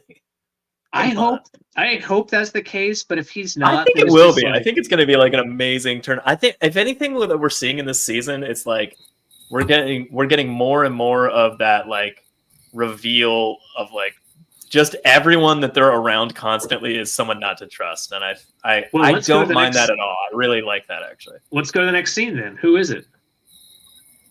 Well, I'm trying to catch on one of these comments. Barthanes is perfectly proper noble. Sickening. No clothes on anybody. No clothes. He will give Rand his fancy coats. I did like that comment actually. He was like, "Well, let me get you a proper. You can wear some stuff from my closet." And I'm like, "Yes." What does that entail? I want more. I like you give us one Home Alone joke. It's 30 seconds of laughter. Just like... I don't even think he meant to do that. Maybe he did. I always like a kid giving a lollipop when Rain enters the room. Oh, interesting, Drab. That's a big tongue wag at the end. I think you're missing one of the best character actors of the season, Lindsay Duncan. Oh, that would be the sister, Annabelle. I think she's actually fantastic. She's fantastic. No. Yeah, she's Far Strider has Min is, as always, Min is correct. And she's definitely a show stealer, a scene stealer kind of thing, because she really, we'll get to her. She's lending weight to scenes that shouldn't exist, so I appreciate it for that alone, kind of thing. But like, well, I mean, in true fashion, like that, these scenes shouldn't be happening. Yeah, that's not the point. That's not the point. I don't think it's the point. The point is the scene's unimportant in terms of the books, and in the show, she's crushing it and making these scenes matter and making me care. And I am recognizing that. Well, I'm not going to go that far. I think that's fine though. I think it's fine for it's not making me care though. It is to me. Like I think that Annabelle is interesting. I don't like the fact that her son is barf mayonnaise. Yeah. I don't like that wrinkle. We better see that manner. Yeah. I better see that goddamn toad manner. Yeah. So next scene. Next scene is Sorry, my bad. Next scene is Varen and confronting Sheriam about the loss of the novices, and I really like Varen Sherlock Holmesing her way through the tower. I've enjoyed.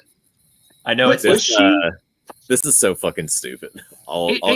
Everything this culminates in is ridiculous. You don't think it's fun when Cho Chang sneaks into the mistress's novices?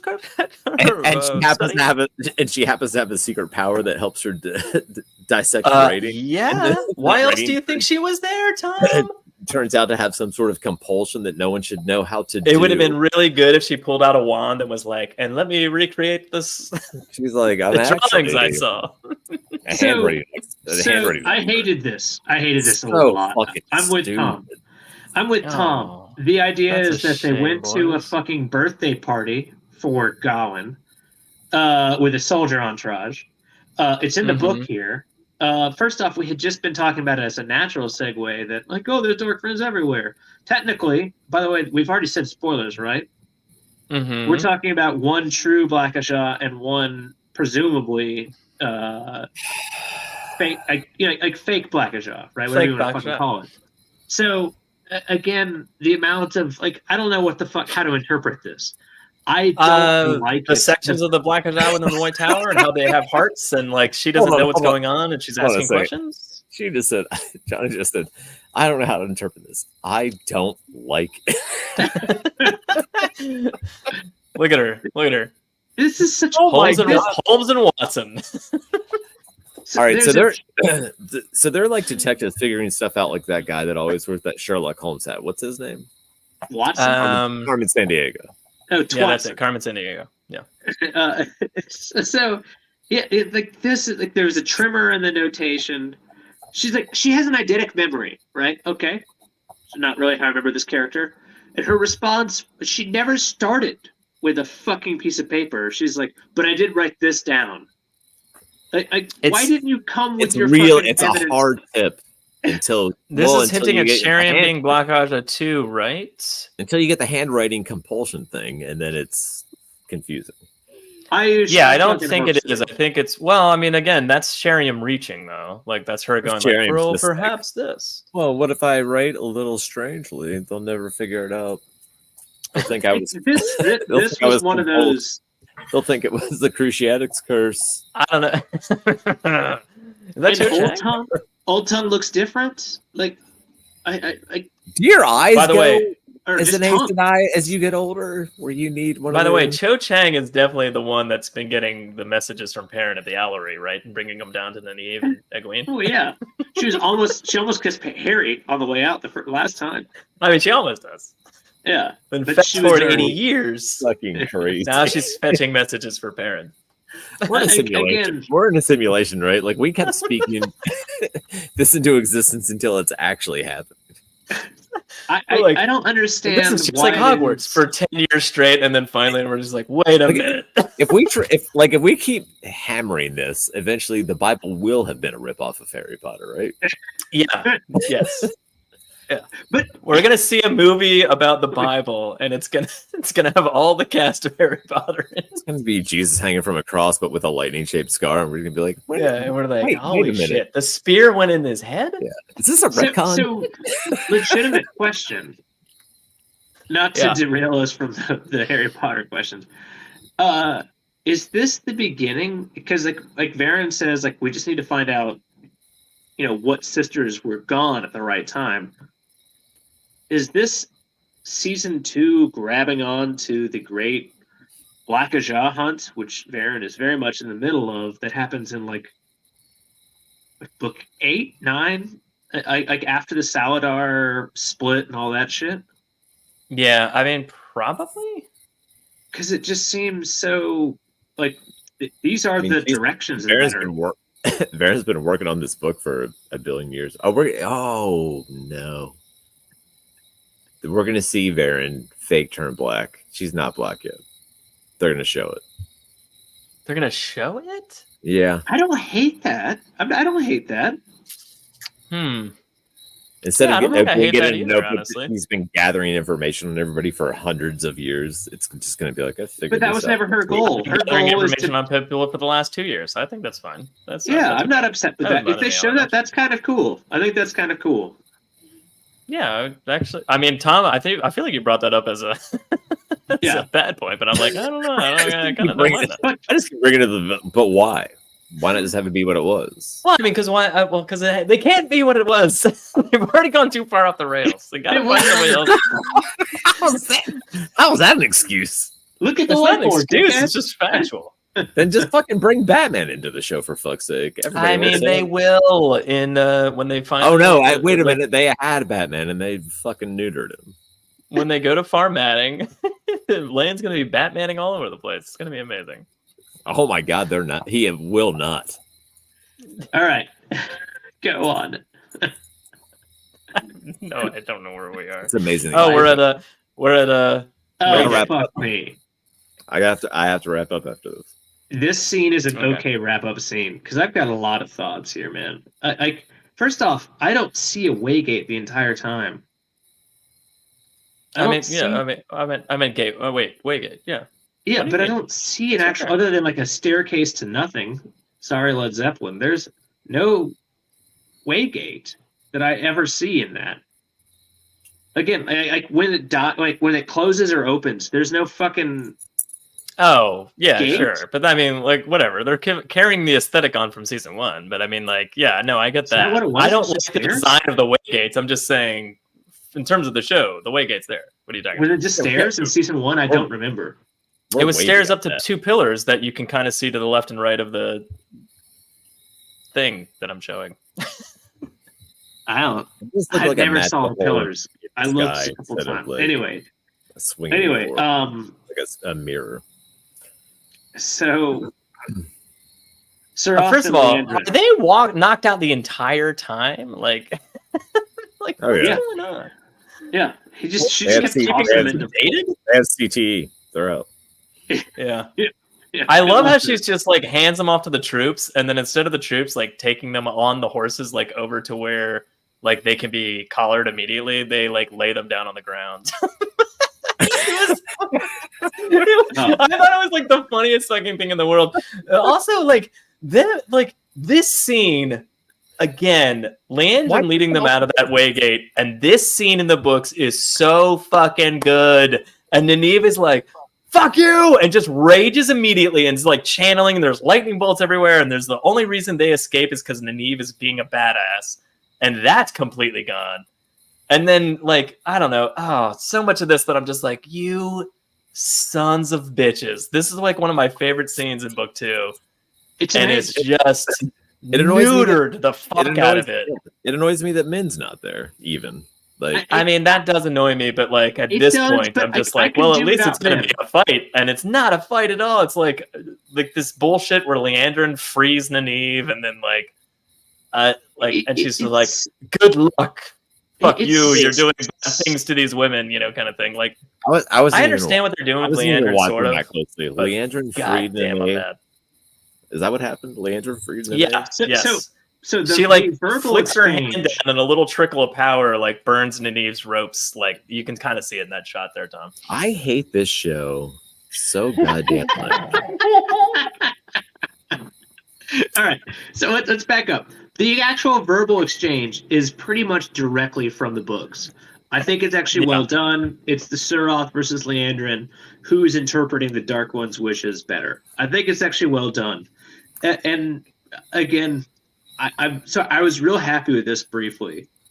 But then Leandrin walks away, and somehow, as Joe mentions, frees Nynaeve, and I assume the other two as well. And somehow I would have seen that. the Damane or the Well, she doesn't free the other Exuldam- two. Like Elaine like fires up and like shoots a lightning. But hold bolt, on, and hold then on. They're all sort none of running. None of the fucking Damane, none of the fucking Sildam, none of them noticed that this Aes Yeah, Sedai that Leandrin channel- like channeled and like freed one of them. Like I don't know. It like I said, like the whole scene was set up oddly with them laying against a tree branch, and then like I don't get to see Nynaeve just being a badass and being like rage channeling at them, So which is one of the only things she but can do at this point. And I'm just like, I don't get to see her rage channel. Leandrin's Mad evil angry. against her will. Yeah. Yeah, Like, is that apparently. what we're Well, not seeing here? against her will. No, it's She they're ain't just- harming. they're human a little bit. they're humanizing her in a way, and I don't hate that at all. I don't hate it. I like her having more depth to her character. I just don't know where it's going, sort of, and which is fine. Like that's kind of a fun. Leandra changes notwithstanding, the fact that this didn't end in like more of a fight with them like running for hours through the woods, getting chased, and like like that's what I wanted to see, and it was just too it's light. One of the most iconic. Like, it wasn't heavy enough for me. Yeah. And the fact that like what really happens is if you watch the scene, they run 200 yards through 8 trees and that's it, and they realize, oh, where's the queen? Oh, well, that's it. Next scene. Like it misses so much of the fucking like the value and splendor of like, again, like you said, Nynaeve erupting into anger, having been so confused of why Nynaeve why Leandrin of all people is like chasing them. She fucking loses her mind. It's amazing. She shows what the fuck she is, that she is stronger than all the Aes Sedai, all fucking ready.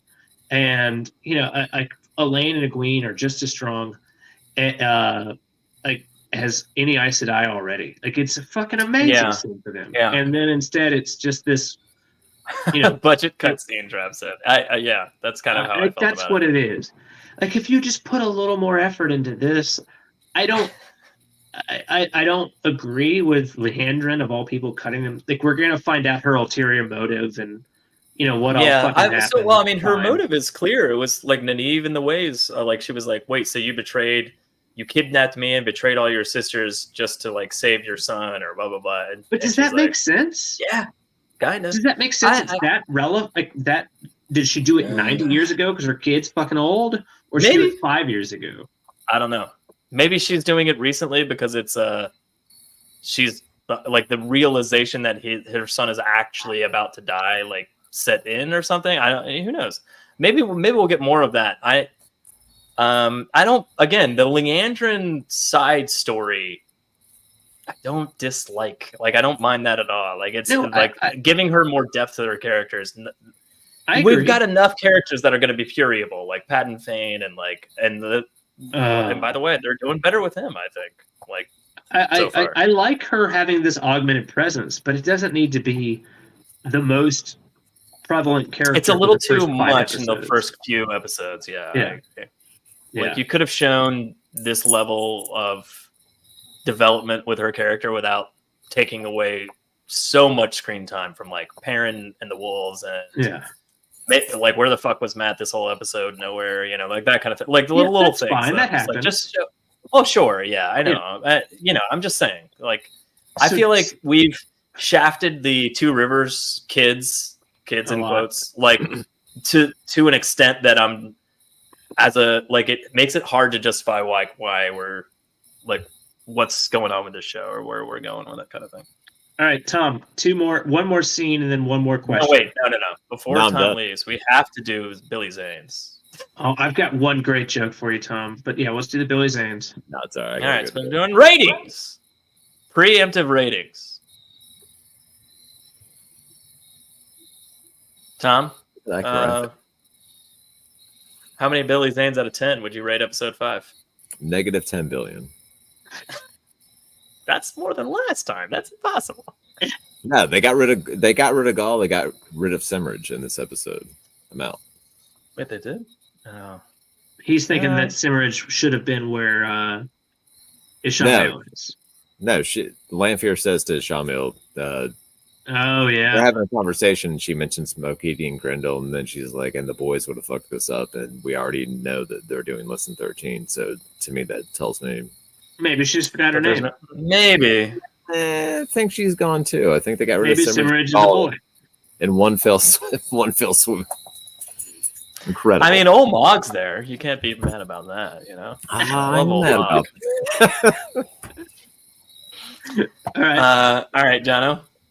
What do you think? How many Billy Zanes are you going to give this episode?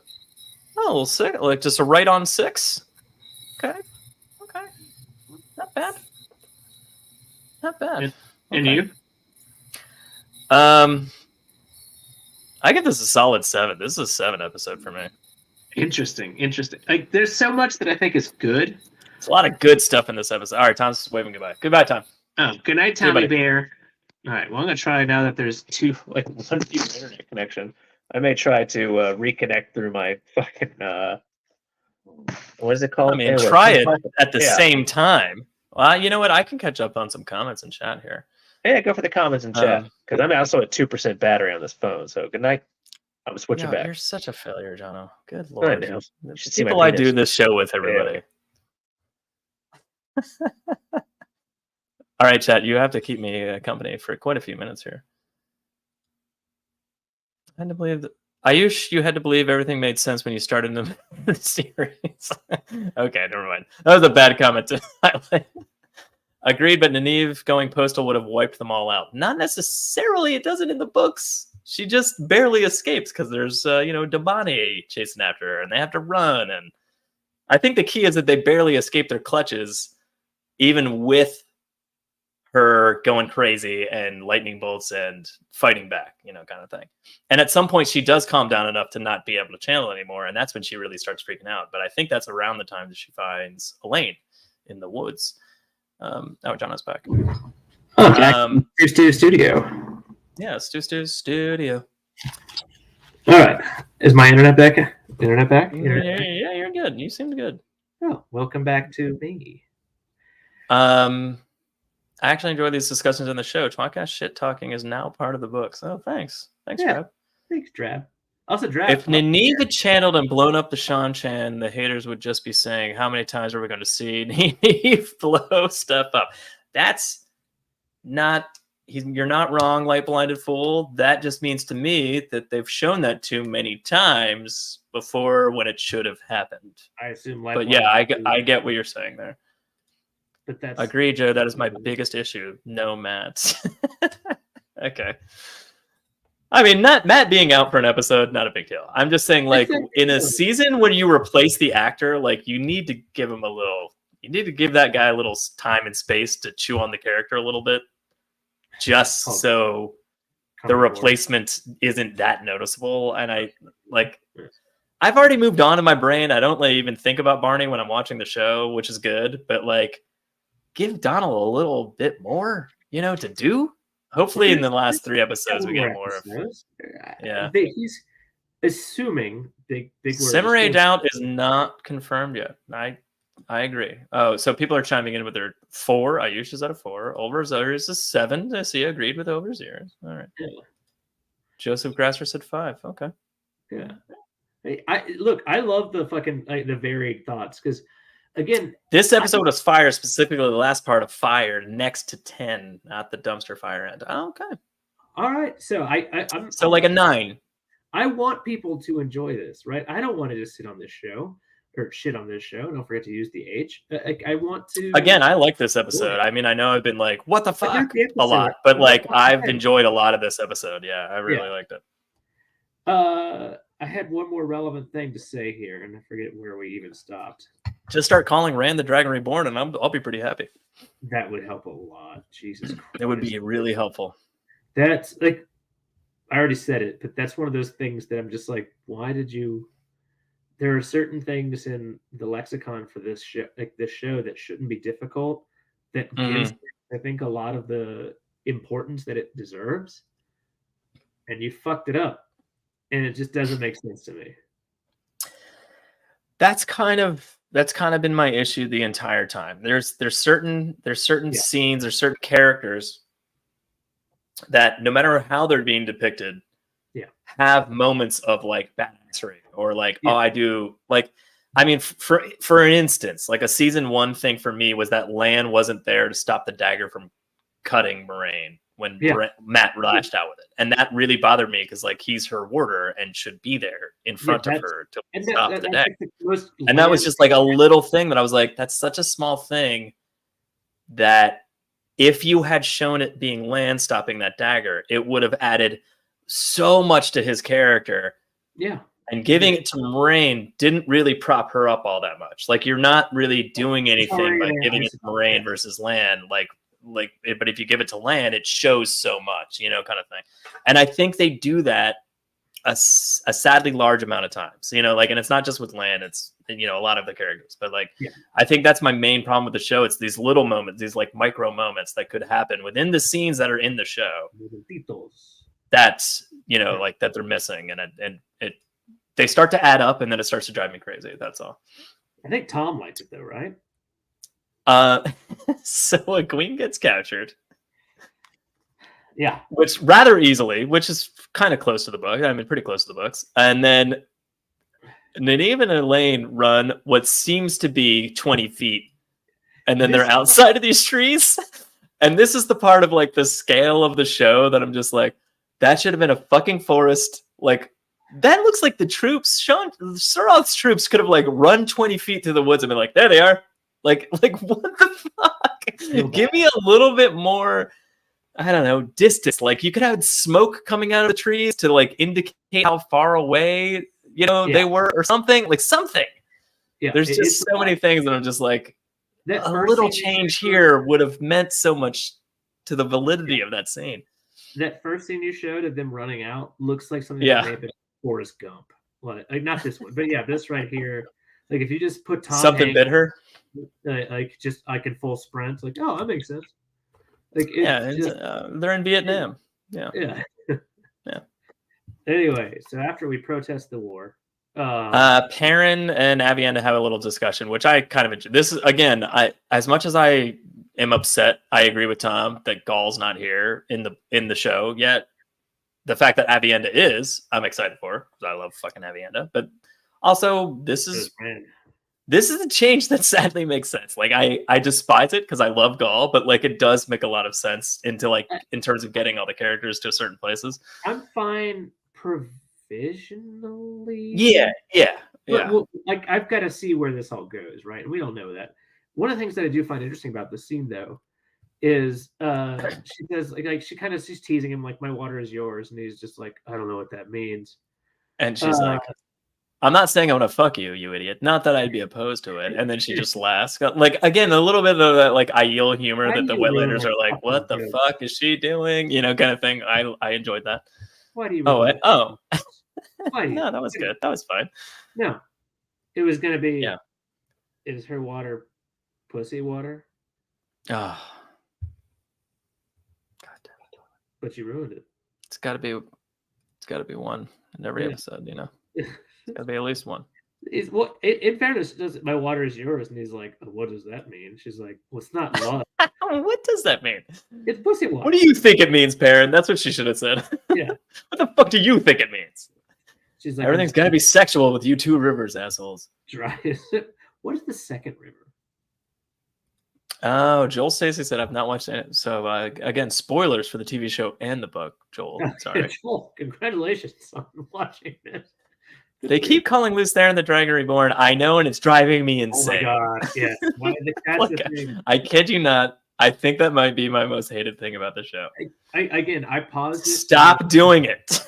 Shando's like, it's not really that big of a deal.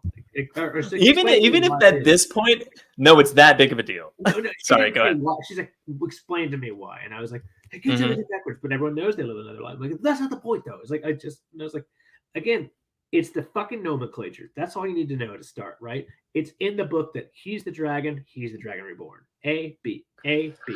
Like, we don't fucking go B to A. That's not the way this goddamn wheel is turning right now. Maybe next time they're together. But it doesn't fucking like just stop it. I just here's how much I hate it. If they shittily overdubbed episodes 6, 7, and 8, and because I assume it's gonna happen. And if it's just like, well, that's the Dragon Reborn, and then that was how it sounded in the show, I'd be like, thank God. Thank God. Like that's how much I would be happy that they changed that. Like that's how much I hate that. If it was done in the shittiest ADR afterwards, thrown in after the fact fashion, I'd still be like, oh, thank God. Yeah. Keep that up. All right. So technically, any incarnation of the dragon is the Dragon Reborn. It's a wheel, people. God damn it, we know that, like blinded fool. We know that, but that's the thing, though, is we're not starting at wheel number spoke number infinity. We're starting at the third age, the third amongst all ages. Presumably, it's the term for now. Again, That's not the point, right? Is Otherwise, Sarah Nakamura gnashing teeth and scratching eyes out? I hope not. We love Sarah. well, I think he's talking about in general, like against the script. Oh, maybe. Yeah. I don't know how much. I don't know how much weight she has. Like I don't know. You know, I don't. Well, she's a I know they PC. consult with her. Yeah. But next, where were we? Oh, fall. Yes. Perrin and then Falm and Elaine and Nynaeve sneak into Falm. We get a little bit of camels. And the toes. And then we get There's the camel toes. And their toes. And their toes. Yeah. And then this dude knocks them out pretty quick because they're being idiots real fast. So, this is an interesting scene. Like Elaine's the circumspect woman, and I think that actually makes sense for the character they've tried to kind of create. That she's at least she sees a foreign army, realizes that there's so much more going on than Nynaeve, who only is objective forward, and I think that actually does make sense for the characters. I don't understand why it is. Oh, we're gonna get to that idea because there's a lot of weird things going on with the sex. Well, by the way, is asking parents to fuck Avienda to make Fail jealous. We'll get to that. I mean, we don't know. We'll see if they stick around each other. You know, but all three of the fucking women in question, right now, Matt is flirting with men. Mm-hmm. Oh yeah, parents with Avienda. You're right. That is weird. I don't want to go there. That's like I'm just like we're gonna give that a couple episodes. It's just gonna be a menage a six. A menage a six. Yeah. A threesome times two.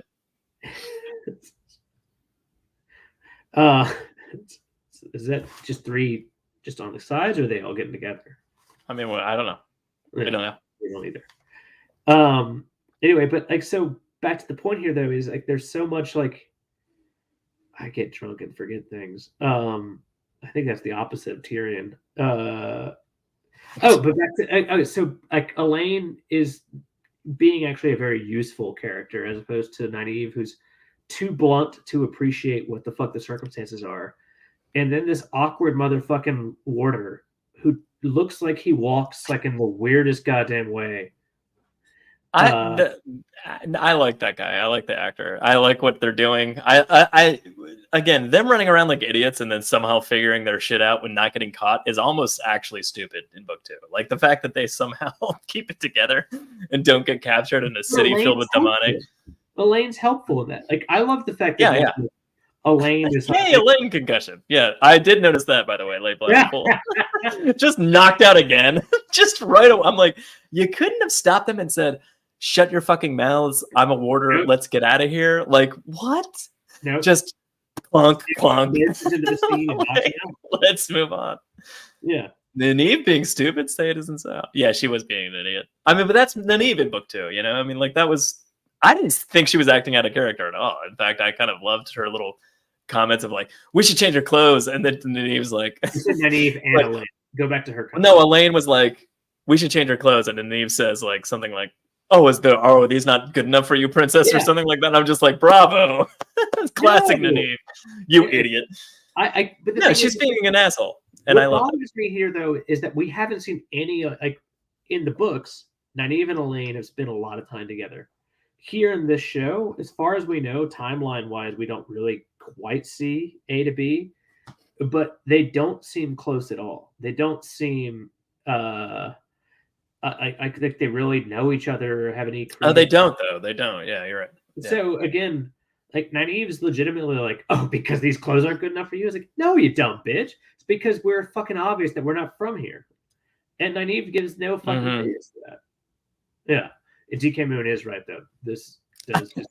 He was going to talk to them, but then it saw it was Elaine, so he had to knock them out. I mean, any talk about Elaine being a horrible character, I'm all for. It's gonna be tough when show Elaine is better than book Elaine. I mean, that's gonna happen. Also, associating Elaine with an actual human being, I'm gonna be like, all right, fine, I like her. Presumably. Oh, we get a quick Varen interrogate. This is kind of the Black Aja hunt, as you were saying earlier, Jono. Yeah. She's like, "Oh, what do you have there? Asparagus from this White part of the asparagus. world?" Yeah, it's it's got to be white. Once again, Anything else would be rackest. Yeah, I don't know how I feel about this one. This one seems way too like, where have you been? Followed by an instant, she stopped somewhere for an alibi. Yeah, that's exactly what that was. Yeah. But why would she think she needed an alibi? I think that's just Leandrin being smart, covering her tracks because she's Black Aja. So she couldn't be like, I was elsewhere. I mean, well, presumably she can pulse Cherium to say, like, these are where the kids went. And then that ties back into her going, I need an alibi, so I can't be connected to where they went in any way, shape, or form. So I have to have gone somewhere else. And, like, like, that all makes sense. Yeah, that's fine. But the thing is, all these things, as long as you're a real Aes Sedai or someone who can fake being an Aes Sedai, as long as you say, I did not do that, you don't have to make up an alibi. But again, no, it's not making up an alibi. It's not getting caught in a lie. But it's saying truthful things that are true because you have evidence to back it up, and therefore you really didn't lie. need to do all these steps just seem too obvious. I don't know. I don't think it's that crazy. Yeah. Anyway, I do love the fat shaming. There's a quick joke here that Leandrin just does to. Oh, she's like, you do love to eat, and she's like, fuck you. That's not necessary. How dare you, bitch? Yeah. Also, it's obviously fake. Well, it's not though, a little bit, because like the show Leandrin has a genuine like concern and or I don't know, dare I say, like for Nynaeve at this point. So when Sheriam's like, well, clearly something went wrong because like blah blah blah, and she's like, something went wrong with them? We should go to the keeper. Let's go right now. And like the way she does that, I'm like, it seems so obvious that she's covering her tracks, and even Sheriam's like, and just like writing down in her notes, like, okay, I know who you are. But at the same time, like, it's kind of cool to see Leandrin being like, oh yeah, let's that sounds bad. Let's go ring the alarm. So her point here though is, well, they went with a royal envoy, which, oh man, I just remember that a royal envoy may or may not have been attacked. Oh yeah, I just happen to recall that maybe they didn't make it. Or the White Cloaks. All right. Who the fuck attacks a royal and/or envoy? Like that's Jono, perfect comment. She left exactly the same time they disappeared. Of course, she needs an alibi. And I think it's fine. It's just blue and black asparagus is even rarer. Yeah. All right. Good. I appreciate our local horticulturist. By the way, that's true. It doesn't have to be Jay Abbott, but it was clearly an alibi. She was like, I was in this area. And here's a proof of that. And Jay Abbott, we appreciate your efforts for the sword and the dragon. You've done yeoman's work. Well done. Black and red. Nothing to see there. Remember, Leandrin doesn't know how to be human, so she panicked. I don't mind that coming in this case, though, she is. She kind of carries rubber asparagus. Just fake food waiting to go. Oh, I was white asparagus land. Dildos? Just upside down dildos? Yeah. Thin though. It's rubbery. Good for we get a cool conversation between Moraine and her little sister, and moving on. Not enough breast bathing. Very disappointing. I mean, she was wearing a shift, Jono. Like, Yeah, again, we get upper breast. We get Ishmael canoodling with Rand in bed. Oh man, which I loved. So, I did appreciate briefly going back to the Moraine scene with her sister. I wish she just had the same fucking picture of just Moraine somehow cuddling her sister. I did appreciate the fact that that there was this, like, Anvair says, like, like, if it's true, like, does Rand really need protection? And that's the turning point. Like, actually, no, Rand doesn't need protection. because Yeah, but I think that's the key to what happens in the last scene where she's like, "You need to go to sleep. Let's do this. Like, let's put her on the I hook." think Yeah, that's cool though. I appreciate the fact that it's a kind of 360 moment. It was something that Moraine had taught her sister, who's now reminding her. I liked that a lot. And it shows that Anne, like the actress, right, does do some fantastic shit. Like she's again, like as Farstrider was saying earlier, like that actress is crushing it, like and making those scenes feel legitimate and have weight. And agree. It's probably one of the people Moraine was talking about when she was in. I mean, sorry, not roommate Moraine, but Rosamund Pike was in interviews was talking about with having guest stars in that like led weight to the show, and I guarantee that's probably who she was talking about, but or at least one of for her to die. Yeah, well, it's gonna happen, you know. But anyway, yeah, Ishmael cuddles with Rand, so that's a thing. This was so funny. Also, when Ishmael talking to Leandrin in a second is like Lanfear is like, oh, I'm sorry, yeah, it's talking with Lanfear, sorry, and then it's like. He makes puppet Rand in the bed, and he's just like sits up smiling, and she's like, "You're getting pretty good with the World of Dreams," and he's like, "Yeah, dabble." I just thought it was. I hated it too, but it was also hilarious. Like just watching like smiling Rand sit up in bed, and he's like, "Look what I can do in the World of Dreams." Not just like what the fuck. It was funny. It made me laugh. It made me laugh. It made me shake my head because not in the World of Dreams, man. Yeah, not in the World of Dreams. Unless you're one of those guys of like, broken condom fetish. Then there you go. There's your dream.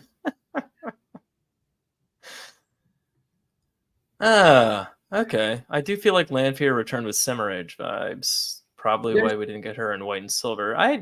That's funny that you say that because like the black costume and the headdress at the end is very spiderwebby, and I thought Moghedian. You know, like that's what I was thinking. So interesting. I don't know what the fuck. I mean, World of Dreams, spiderwebby costume, wearing black instead of white with silver and moon stuff. But Moghedian's presence is expected already because she's been mentioned. Why do we have Lanfear in a long shirt in this scene? That's from one of Rand's dreams. That she's she's wearing his shirt. Yeah, that is like literally like not even one of Rand's dreams. That's what happens in book 2. When I think that's literally like she's dressed as Rand and then is wearing his shirt. You know, like in the rest of the scene. That is not supposed to have pants on though. That's funny. Pants. That's funny. That's actually a really great callback to the great. So let's talk about the conversation though. So this conversation's rather weighty. There's a lot going on in it. That's where we hear that the last battle is going to happen in Foam. It's where we hear a lot of the other Forsaken's names. Did we? Yeah, that was. Did he say that already? He tells it to Suroth. Oh, okay, yeah. So you're right, Ishmael. All right, so Ishi and Lanfear are like talking, and then she's like, "Oh, well, Omag and Grandel are going to do," and Tom already mentioned this, and the boys being. We don't know. The other 4, presumably. Yeah. Presuming we have 8, and presuming that we know now 4 of them are Lanfear, Ishmael, Grendel, and Old Mog, then the boys are Demandred? Can't go without him, right? You got to save him for the end. Can't go without him. Samael, very important. I don't know. I really can't help. Asmodean? I don't know. I don't know who you consider the most interesting. The fact that she can say the boys and we can't fucking narrow it down other than like maybe all of them. Definitely not Bilal. He's out. 100% out. He's the one that we can all agree on, right? Yeah. I don't know. I mean, here's the thing. Like she said the boys and I was like, well, Samael, that's important. Demandred, that's important. Asmodean, he's important. And then I was like, but then who else though? And then I was like, combine Agenor and Bathamal? Like maybe some of them are combined characters. Yeah. Maybe there's another girl and she's not referencing all of them and she's just referring to the boys as 3 of them and not 4. That's very possible. I really don't. Could literally be anything. I don't know. Like, one of the things I'm looking back at this scene, like when I rewatched it this morning, or I guess this afternoon. Yeah. And like, there's a really cool thing that Ishamio says about, like, they say we broke the world, which, okay, provisionally I really hate, but we'll say the words that they say we did it. But they never picked up the pieces. I think is actually a really cool fucking line. But Okay. what I don't like about that is there really hasn't been much talk of what the fuck the Age of Legends is. There hasn't been Yeah. talk about what the fuck, like, Should you there know, be? Yes. This already? Really? Well, we're in somewhere between books 2 and 9, depending on how you want to talk about the fucking Black. Oh, that's true. I mean, I don't know. Yeah. But we know that they are constantly making fun of, people are using swords and lances when we used to have, guns and like that kind of thing. We used to have whatever we could do with our own channeling, right? Like some of the most insane shit, shock lances, like, to go on. Like they talk about that. So like, there's just again, maybe we don't want to go to that level of technology, but there's kind of this close brush to saying what the Age of Legends was, but nothing there. And I get the fact that it's just two people talking that know the past, but for the reader or for the watcher, it'd be very helpful, I think, to understand what the hell the world looked like in their time. Okay. I mean, so we do get hints of that in the last season when we see Luce Theron going to seal off the boar and fucking up. But like, yeah, you're right. It wouldn't hurt to see a little bit more of what's going on in that. But I feel like that might be something that comes later. Like, the more he talks to Luce Theron in his head, hopefully that happens. Well, number one. And number two, hopefully it reveals a little bit more of what's going on. Like, a little bit like, I remember when this happened. And like, maybe they show it instead of just thinking it, kind of thing. I don't know. But like, with the way the show's moving, it feels like we're going to get way more conversations between the Forsaken throughout the show, which I actually will thoroughly enjoy, because like, they're always off camera in the books for the most part, unless they're in a fight or something. So you very rarely see them, or like, you very rarely hear them even having a conversation, unless it's like a prologue or something. So it'd be really cool to kind of see a little bit more of like look at how much they talked about in just one conversation between Lanfear and Ishmael. Like, it would be kind of cool to see a little bit more of that going on. And like, that's like my favorite scenes throughout the entire series are obviously the crazy shit that happens at the end of every book. But some of my favorite scenes, though, are just these random Forsaken scenes whenever they occur. And Joe, if you need to go pee-pee, you can do that. I need a break. Yeah, you need a break? I'm happy to just rant alone if you want. You just want to rant by yourself? Yeah. No, let's play a Taffy's Wheel of Time song, and then we'll. Taffy Wheel of Time song. Yeah. And we'll talk about how much you need to go pee-pee. I'll do a short one. I only need a minute. Oh, you're gonna go pee during this song. Let's just watch the Spears.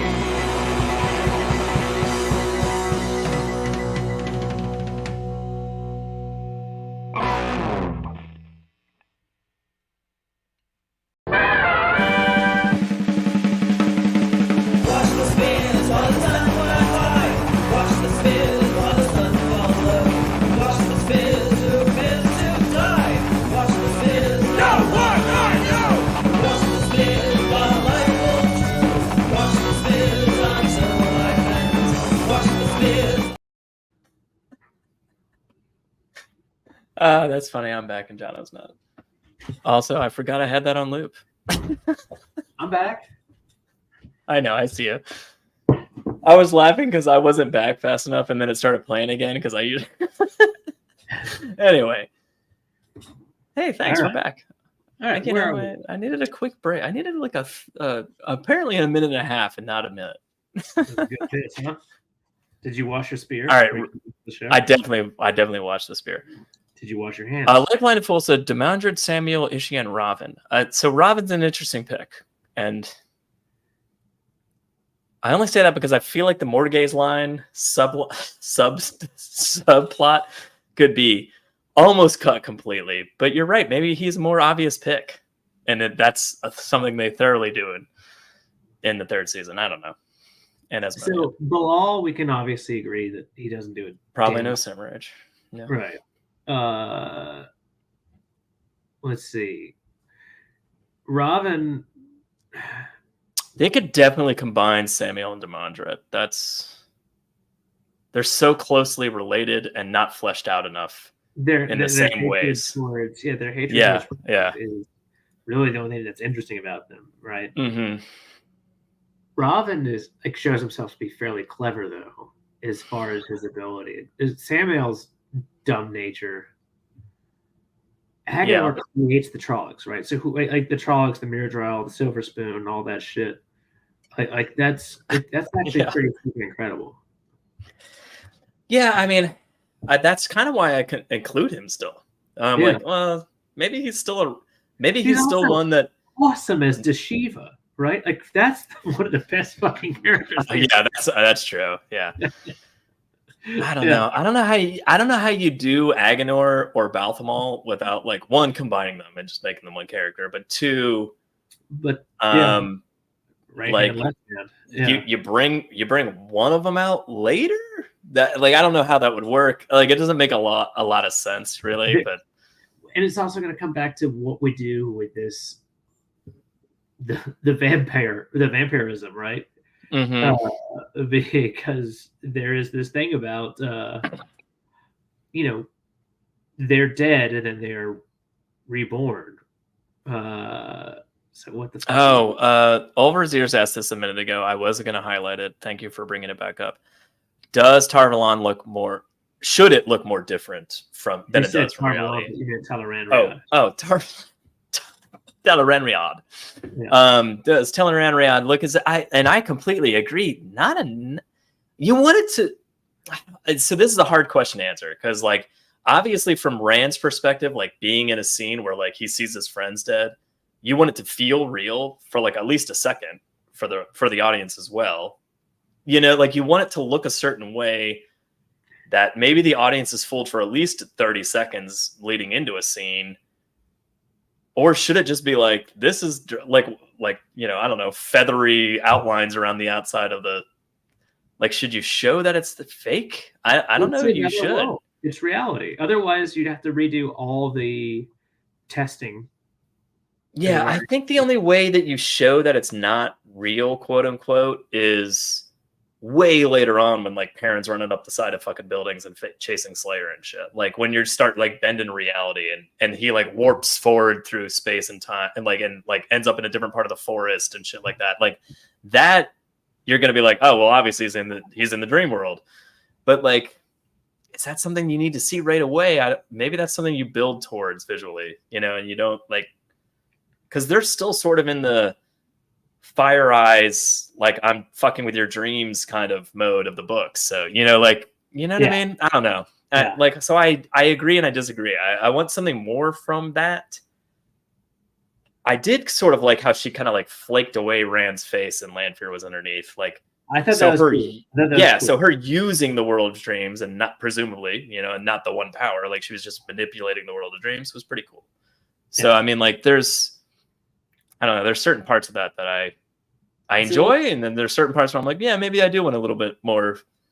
Like maybe the wall starts melting away while they're talking for no reason. Like with an unlimited budget, yes, you could make it look really awesome in certain instances, but for the sake of the show, I guess.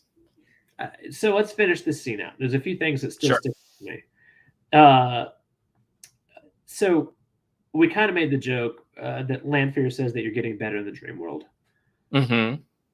And his response is like, well, I've had nothing but time, which is a great reference To the books, but not the show. but Yes. not Yeah. the show. That Yeah, I to agree. the show, it's unless we don't know anything. He was freed at the Eye of the World. So like, Yeah. why the fuck have you had time? Yeah. Although, was there not a crack in the floor? It's a different movie. That was that after? That was after. Never Yeah. mind. It was whole before Rand did anything. But again, if that's true, then guess what? It throws off everything about what happens with how Yeah, why does the Black Aja exist? Like, why anything? Why all the hair? Why all the pearls? And like the hunt for Rand early and how the Mhm. culling of the Black Aja. Anyway, but so moving on from that, he says that Matt was born mine. Fascinating, and I get why, I think, although like early Matt is actually a pretty, like in the show, early Matt's actually a heroic character, if you remember, with his sister. In the first episode, it's the second episode, when he saves her from the Trolloc, he's moderately heroic, and then he becomes Maybe he just means that like Matt is like more prone.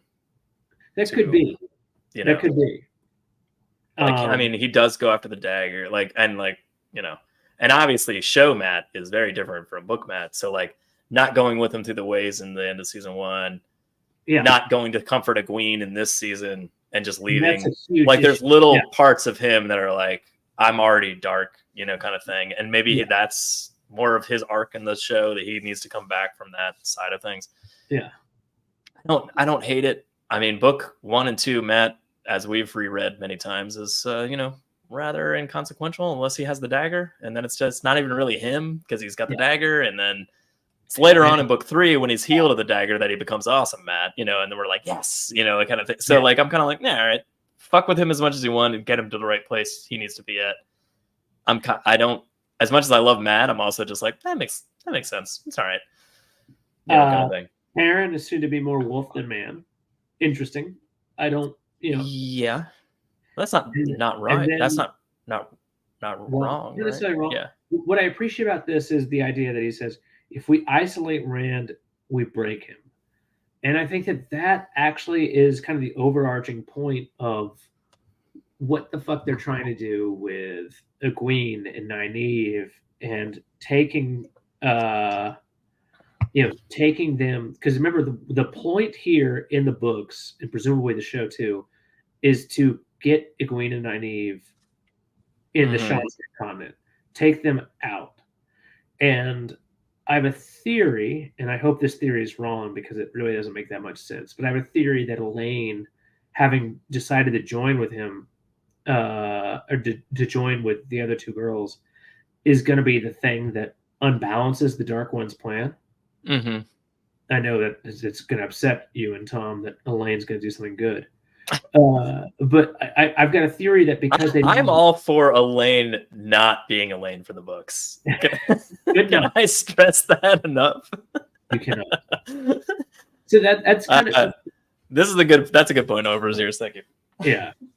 So like that's my like weird made up theory that they don't expect to have a third person angling against them in Falm, and therefore Elaine actually helps unbalance and save the day. Yeah. Because otherwise, like the whole goal of if you isolate Rand really is what happens in the books. The entire fucking series is Rand realizing he's alone in a very bad way and making some poor decisions because he thinks that he's the only decision maker.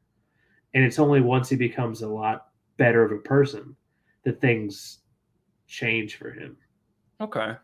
Well, all right. Subtlety. Yeah, okay. All right. So, Drab has a good point here. Balzaman was in their dreams in season 1 before he was freed. So that does very strongly indicate that he was,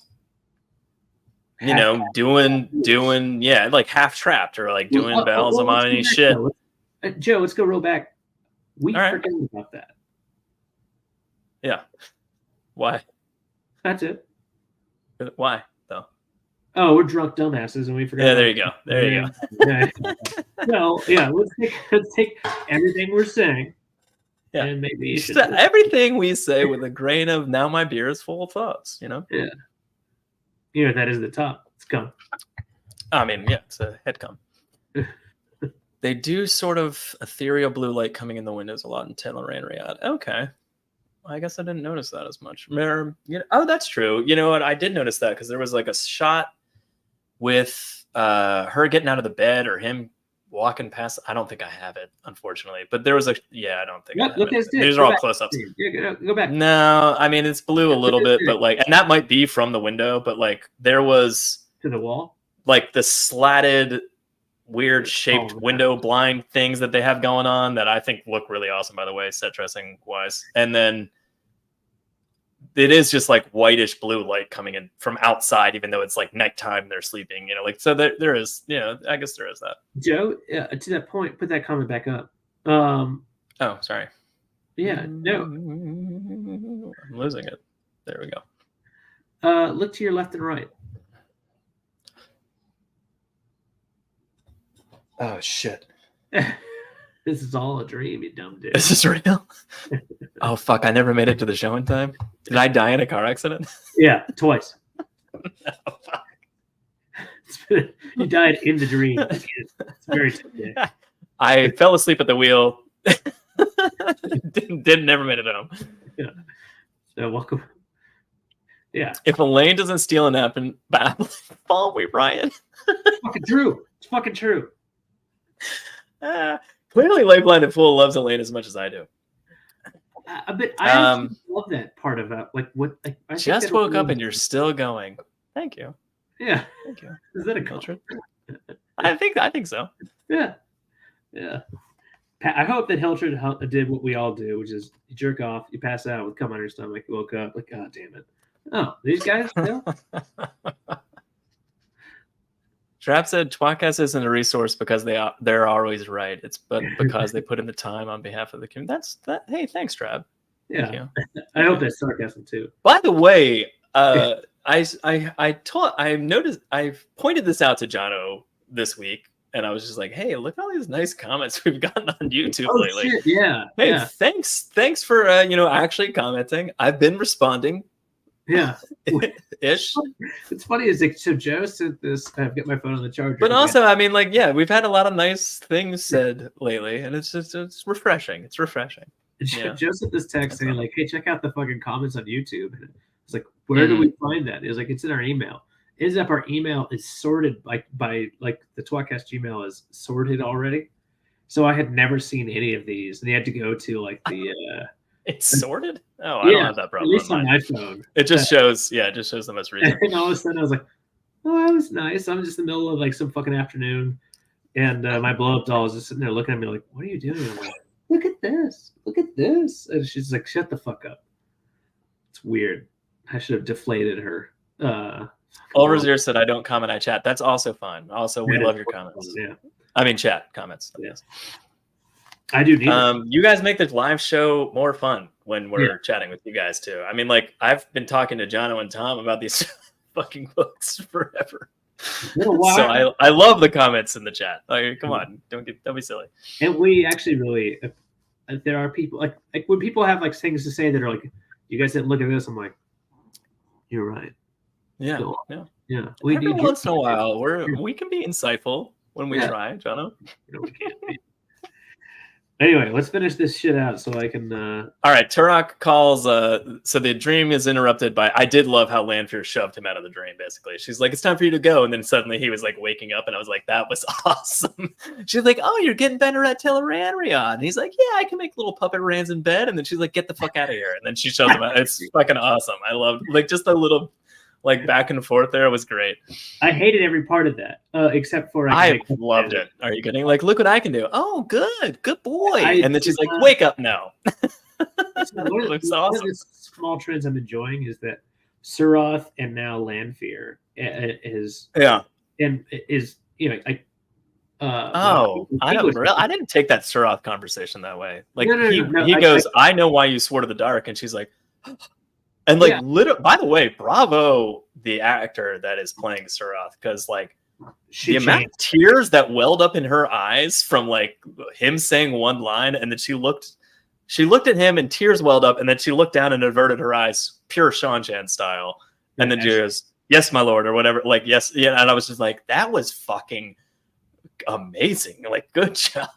Like she crushed it. I don't like that it happened. I don't like that she was like, fuck you, Forsaken. At the same time, I was like, God damn, bravo. That was like good fucking work. But I love that that what he says is the same thing though. Ishamael says to Lanfear, kind of like, "Why did you bring me back?" Because I know what the fuck you always wanted. It's random. Yeah. Like that to me. Obviously, Loose Theron stick. Yeah. The Dragon Reborn Loose Theron. The Dragon Reborn Loose Theron stick. I meant the Dragon Ran stick. Shit. Which one is it? Neither. Rance the Dragon Reborn stick. That's what I meant to say. It's what's tattooed next to it. So it's right here. Yeah. It's the Karakar tattoo. Anyway, Turok meeting in the middle of the night. He like calls Ishmael to come out and talk to him. And he's like, "Hey, by the way, who the fuck are you? And why have you had so much influence on Surath? And what the fuck's going on?" kind of thing. And I like this because he's not a Dark Friend and he's just the Return. And I like it in the sense of like, what the fuck is going on? Like, all right, fuck Surath, but like, who's this dude that she like looked at and deferred to before she decided to like put her nails up? Like, and even in the conversation with her and Ishmael, however much I don't think she should have like been yelling at a Forsaken, she was also like, what the fuck? Let's just kill Turok. We do not need him. And he's just like, what? And throw the Empire into a fucking rebellion? Are you insane? You know, kind of thing.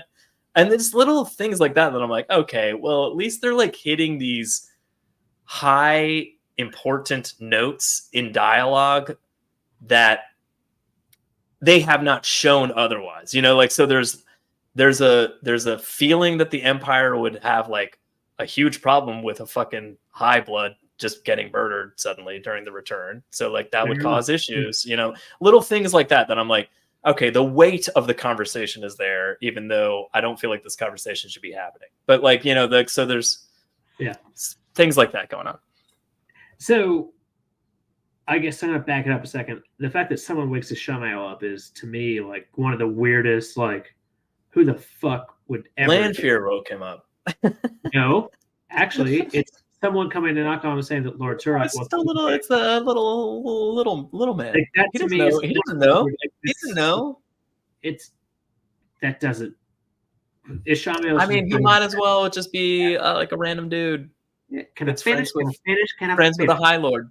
But to actually get to the conversation, you know, so this guy's just like, you know, you saw the omens while in Shan-Chan, even though you're clearly not from Shan-Chan.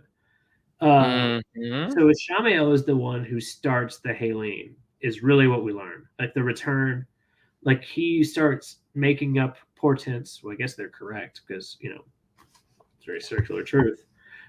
He makes like to the Empress that like the signs are there to go back east to reconquer, and you know, so the Haleen is launched.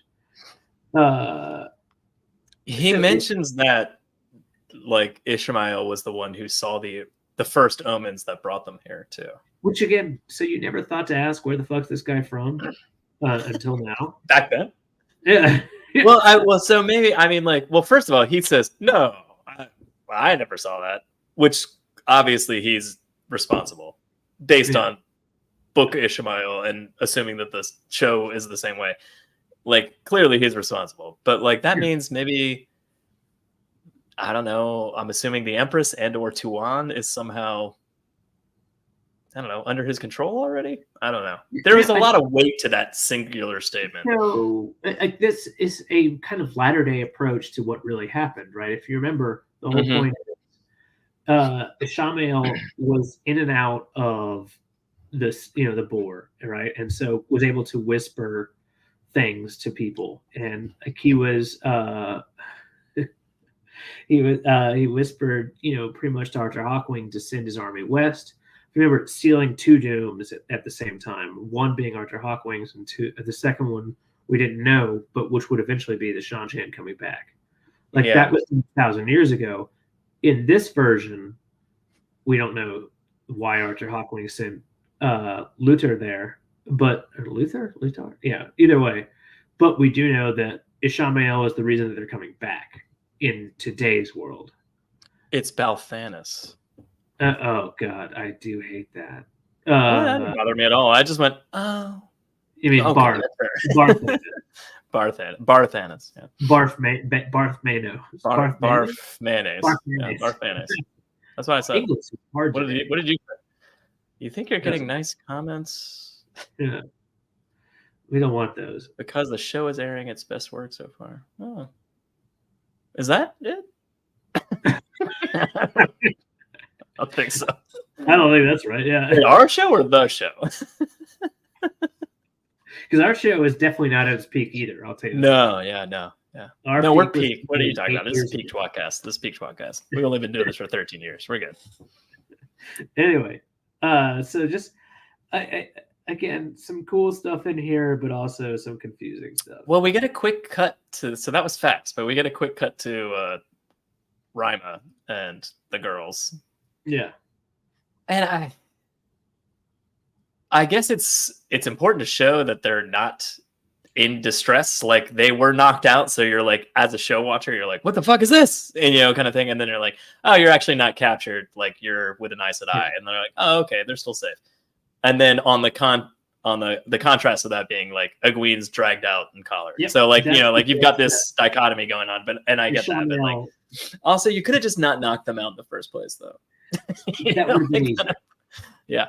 People get knocked out in TV shows way too frequently. It reminds me of Smallville or something like yeah, CW superhero show where they're just like, I gotta hide my secret identity. Let me just clock this person that I love over the head, and then I'll be like, I'll take off my mask and be like, wake up, everything's fine.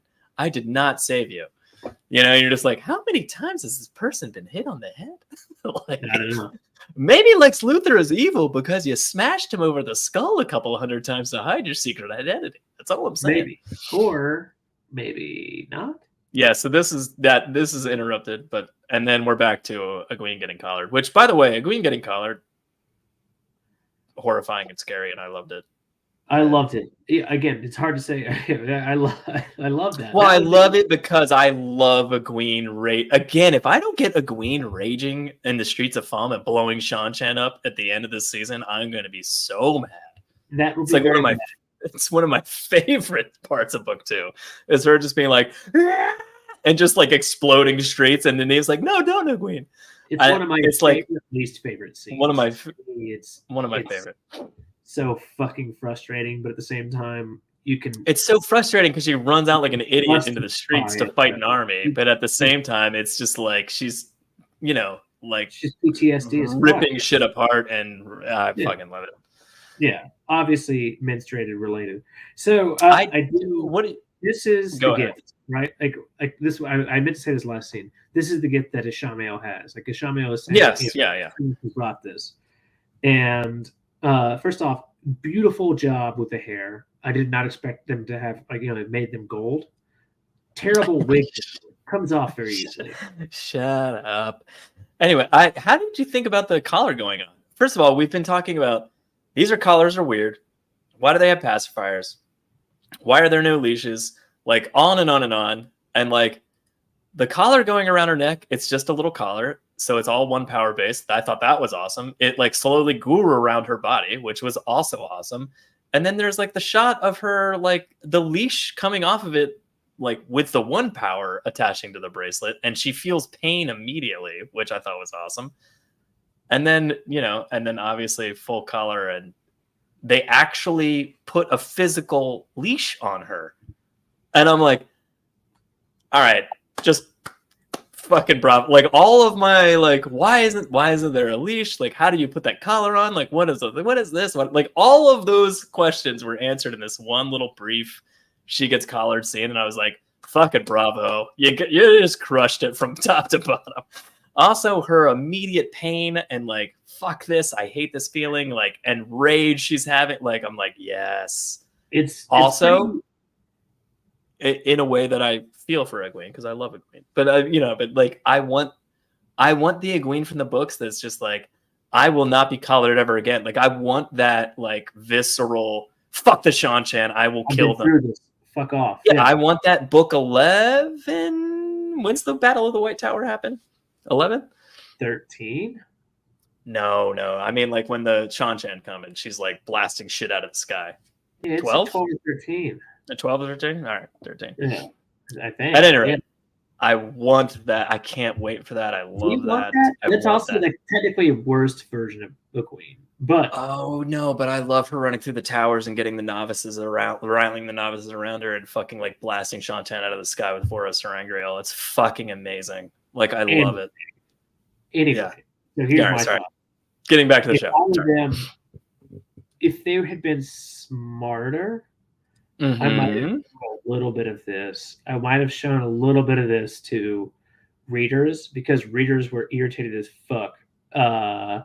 And for good cause, because you're not showing how this is supposed to work. What they've done here, though, is reverse a lot of dumb decisions that it looked like actually had occurred. Clearly, they didn't.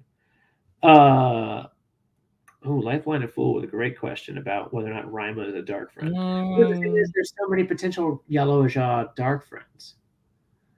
There's got to be, like, there's got to be several. Like, why does it have to be Rima? But again, why couldn't it be? Anyway, so where was I going? Oh, right. So, like, what I'm thinking though is like, if what this sets up is literally everything that Elaine does, right? Notice how the collar and the ability to control completely separate, right? Notice how, like oh, you mean like later on when Elaine like makes it better? Beer on your schnoz, I think. Maybe it's just it's just reflection, I think. Okay, I love the fact that hold on a second. Yeah. No, I'm good. Anyway, so to me, it set up everything that we needed to know about this Turning Griel, and it is a wonderful hint on what could be done. I just wish that they had fucking showed this beforehand. Yeah. All those years, yeah. I mean, obviously, I completely agree with Oliver Zero's comment there. The leash perfect. Reneza Soldan Rima is the Yellow Aja Pura. That is true. Is that what you're talking about? Is that what are you crossing those names over your head? No. Oh, okay. All right. Not necessarily. Although I do drink. Slow cat for sure. I think that's we're talking about the leash still. Yeah. Well trained needs no leash. Yeah, and I think that's again, that's clearly the case. And I love that idea. Like that idea that they can be like, you know what, this one, I just put the collar on her. We're literally gonna attach a fucking chain around her neck on the back of the collar. And then later on, it's like people who have this control over their dogs so that they don't need to, like, I'm not going to put the leash on the dog anymore. I blame Marvel for shit materializing around me. That's true. There's a lot of nanites. I'll just tap my chest and the Iron Man armor flows around me. Yeah, there's a lot of that. Anyway, last scene. All right, so after Egwene is collared, we've got there's just Rand going to sleep. I thought I had a picture of that, but I guess I dick to draw in her mouth, or nope, never mind. Sorry, Egwene. We have Moraine convincing Rand that going to sleep is their best option, and he's like, "You wanted me to lie and say I'm in love with a Forsaken," and the only thing, I mean, show Moraine and show Rand shouldn't necessarily be having this conversation because he literally said he loved her like 5 seconds ago at the beginning of the end of last episode. No, that was a long time. Yeah, that was like what, 2 days? Yeah, it was at least a day or two. Yeah. Yeah, because she had her. To Rand's point, he's like, she's gonna know I'm lying right the fuck away. And Moiraine's like, yeah, but it's our best shot. And he's like, fuck it. All right. And that's the thing is like this is a decision that's pretty fucking heavy, right? Like, hey, I It's want you to insane. pass out, and there's a good chance that a Forsaken is going to either try to murder you, fuck you, or We don't know, but it's our best shot. Yeah. And figuring out what Ishmael wants. Yeah, this is like. But in true book fashion, I love that this situation is happening. I also love that Rand steps up to the challenge. Like he's like, all right, fuck it. You know what? I'm gonna lay down. He does fall asleep ridiculously fast, which I thought was hilarious. And I know it's a show. But like, he literally laid down and went. He's wearing his vest, his like nice white shirt. You know. Yeah, not in the dream world though. Oh fuck yeah! just not wearing a goddamn thing. So, This was awesome. Do you think? I mean, I know it's Tel'aran'rhiod, but is this the IO waste, or is this like I don't know. close to foam? Real quick, this by the way, this is the point where Moiraine says we knew from the books that exist. There's not many, but this is where we found out she loved the Dragon Reborn. This is where she said, it. And this like I just got in. Wasn't that when they first got back to Carian with like barf mayonnaise? Barf mayonnaise. In that conversation, wasn't it right before that?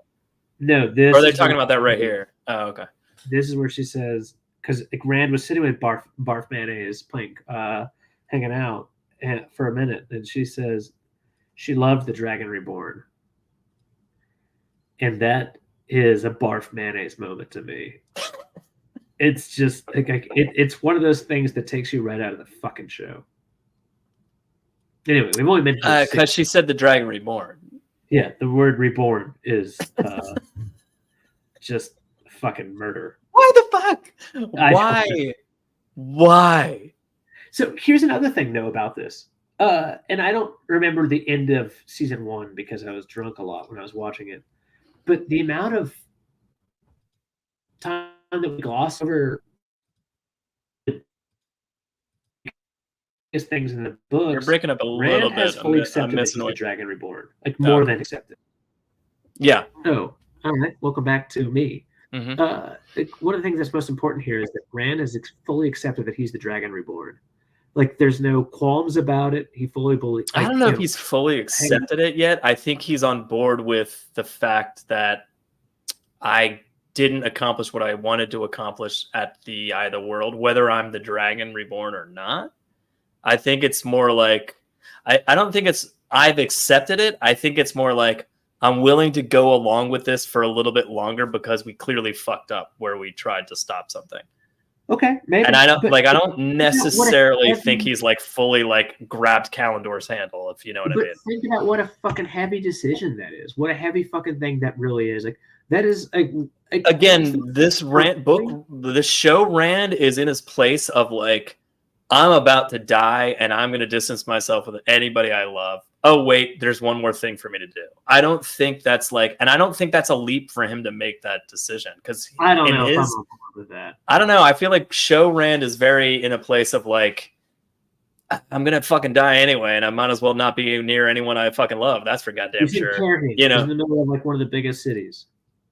Yeah, currently, but he's not near anybody he gives a fuck about. And then also, well, I mean, I'm just going to be selfish about it. Like from his perspective, like he's not near anybody he cares and loves about. So like, if Moiraine comes to him and goes, "Hey, we fucked up. We're not done." Like, I don't feel like that's a big reach for him to be like, "All right, also, I got more to do." Midnight, God damn it, Joe. Yeah, we gotta stop. We gotta stop. We're almost done. We're almost done. All right, here. All right, it's Landfair. They're in the World of Dreams. By the way, she looks fucking badass.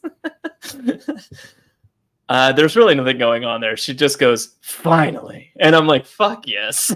I love this whole quick, brief glimpse into like she's just been sitting here waiting for him to appear in those fucking chains or something. I fucking love it. No problems with that. Liked it. Not sure how I feel. No, come on, that was awesome. Not sure how I feel about it. I'm gonna need to see what happens after to see how it. Like right now, intrigued, interested. We all know reborn means the first one, not the reborn one. Oh man, right. You're right. My apologies, man. Yeah, I mean that makes sense. Yeah. Landfair says, "You love me." Okay. Yes. If Drab Shadow said, it's got to be true. I mean, yeah. You don't have anything else with this? Look at this. Look at that. Look at that moon-shaped headdress she's wearing. Look at that amazing thing laced up her legs. Like she looks awesome. I hope she does the what's it from where she just changes. I mean, she tied him up right before she got stabbed to the chest. So, I mean, like maybe that's all this is. You know, like maybe she's just like, let's fuck one last time before I have to turn you over. What would you do if like that was actually the fucking what's it called? The bed. That's the cold open of the next episode. Just porn. Yeah. All right. Yeah, I'm in favor of that. Just like, oh shit, where's this guy? Oh fuck! All right. Yeah, I think that would make a great show. Oh yeah. We gotta stay porn cold open. That's what we're calling for the next episode, right? Porn cold open sounds like rape. That's not. You want a porn hot open, I guess. Whoa. We all know that's one of the Dark One's threefold pronged plan, but I mean, like, you know, like, yeah.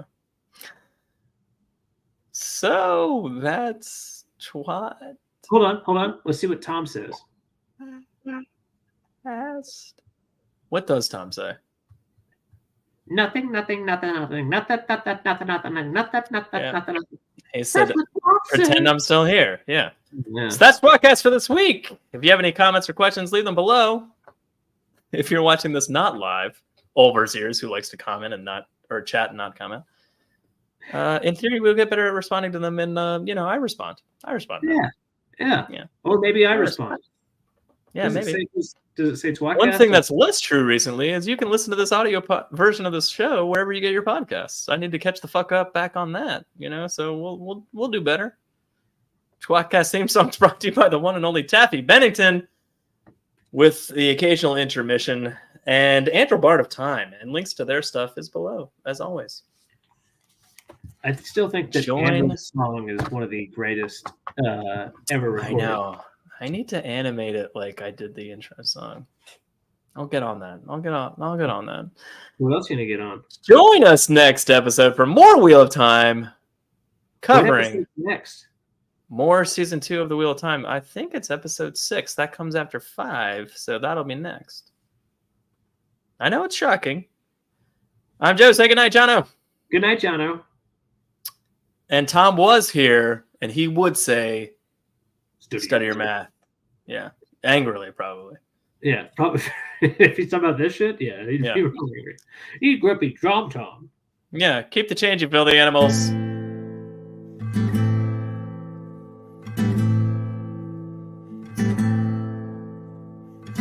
Among the first to start, the tWoTcast was so smart to lovingly bash our favorite books. But that was long ago, and now they've grown the show, and now they got us in their hooks. Don't throw coins to these bastards, they need bars of gold at least. Someone please keep them afloat. Now let's listen as they once again ramble through a book. Let's get the fucking quote.